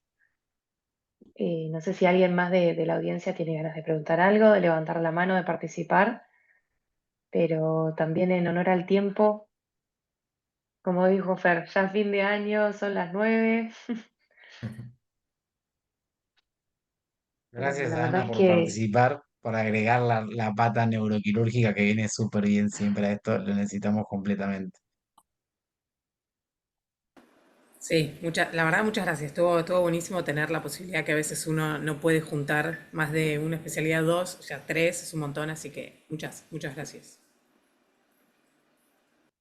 buenísimo. A todos los que estén presentes que todavía no se hayan anotado en el link que dejamos en el chat, vamos a estar entregando los certificados de asistencia, así que ahora lo volvemos a mandar en un momentito para que puedan todos anotarse. Pero bueno, muchísimas gracias a todos por participar, por sus preguntas, por sus propuestas, por sus casos, eh, para que todos tengamos Desde Saben Joven acceso. agradecemos a Mariana, a Lucas, Mariana de Neuroendocrino, a Lucas de Oftalmo también, por estar, por la hora, por todo. Y bueno, el año que viene seguiremos haciendo más webinars intersocietarios para que crezca la interdisciplina que es tan importante, ¿no? Con ustedes nos toca también la oftalmopatía de Graves, o sea, compartimos un par, no Sí, solamente esta, lo ¿sí? dijimos, Compartimos Y la por eso. retinopatía lo diabética, che, dijimos no me La cabe. pendiente. retinopatía diabética también. Sí, sí, por suerte estamos solapados en bastantes subespecialidades y siempre de parte de la sociedad argentina un placer participar y también poder presentar a gente joven que se está formando, que está empezando, para que también nos conozcamos y saber que por ahí hay más de los que creemos y que sería un placer trabajar en conjunto. Y, Y y gracias nada. al doctor Manuel Nicoli, que fue con el primero directamente, el pibe súper cara rota, fue directamente el presidente de la SAU a hablarle, a pedirle para que nos conecte con el departamento joven, así que muchas gracias también. Sí, Luz ya sabe que soy bastante cara rota, que yo me tiro, si se puede, se puede. Y por suerte viene funcionando, así que muchas El gracias. no, si no, ya lo Funcionó, tenemos, funcionó. así que. Tal cual, tal cual.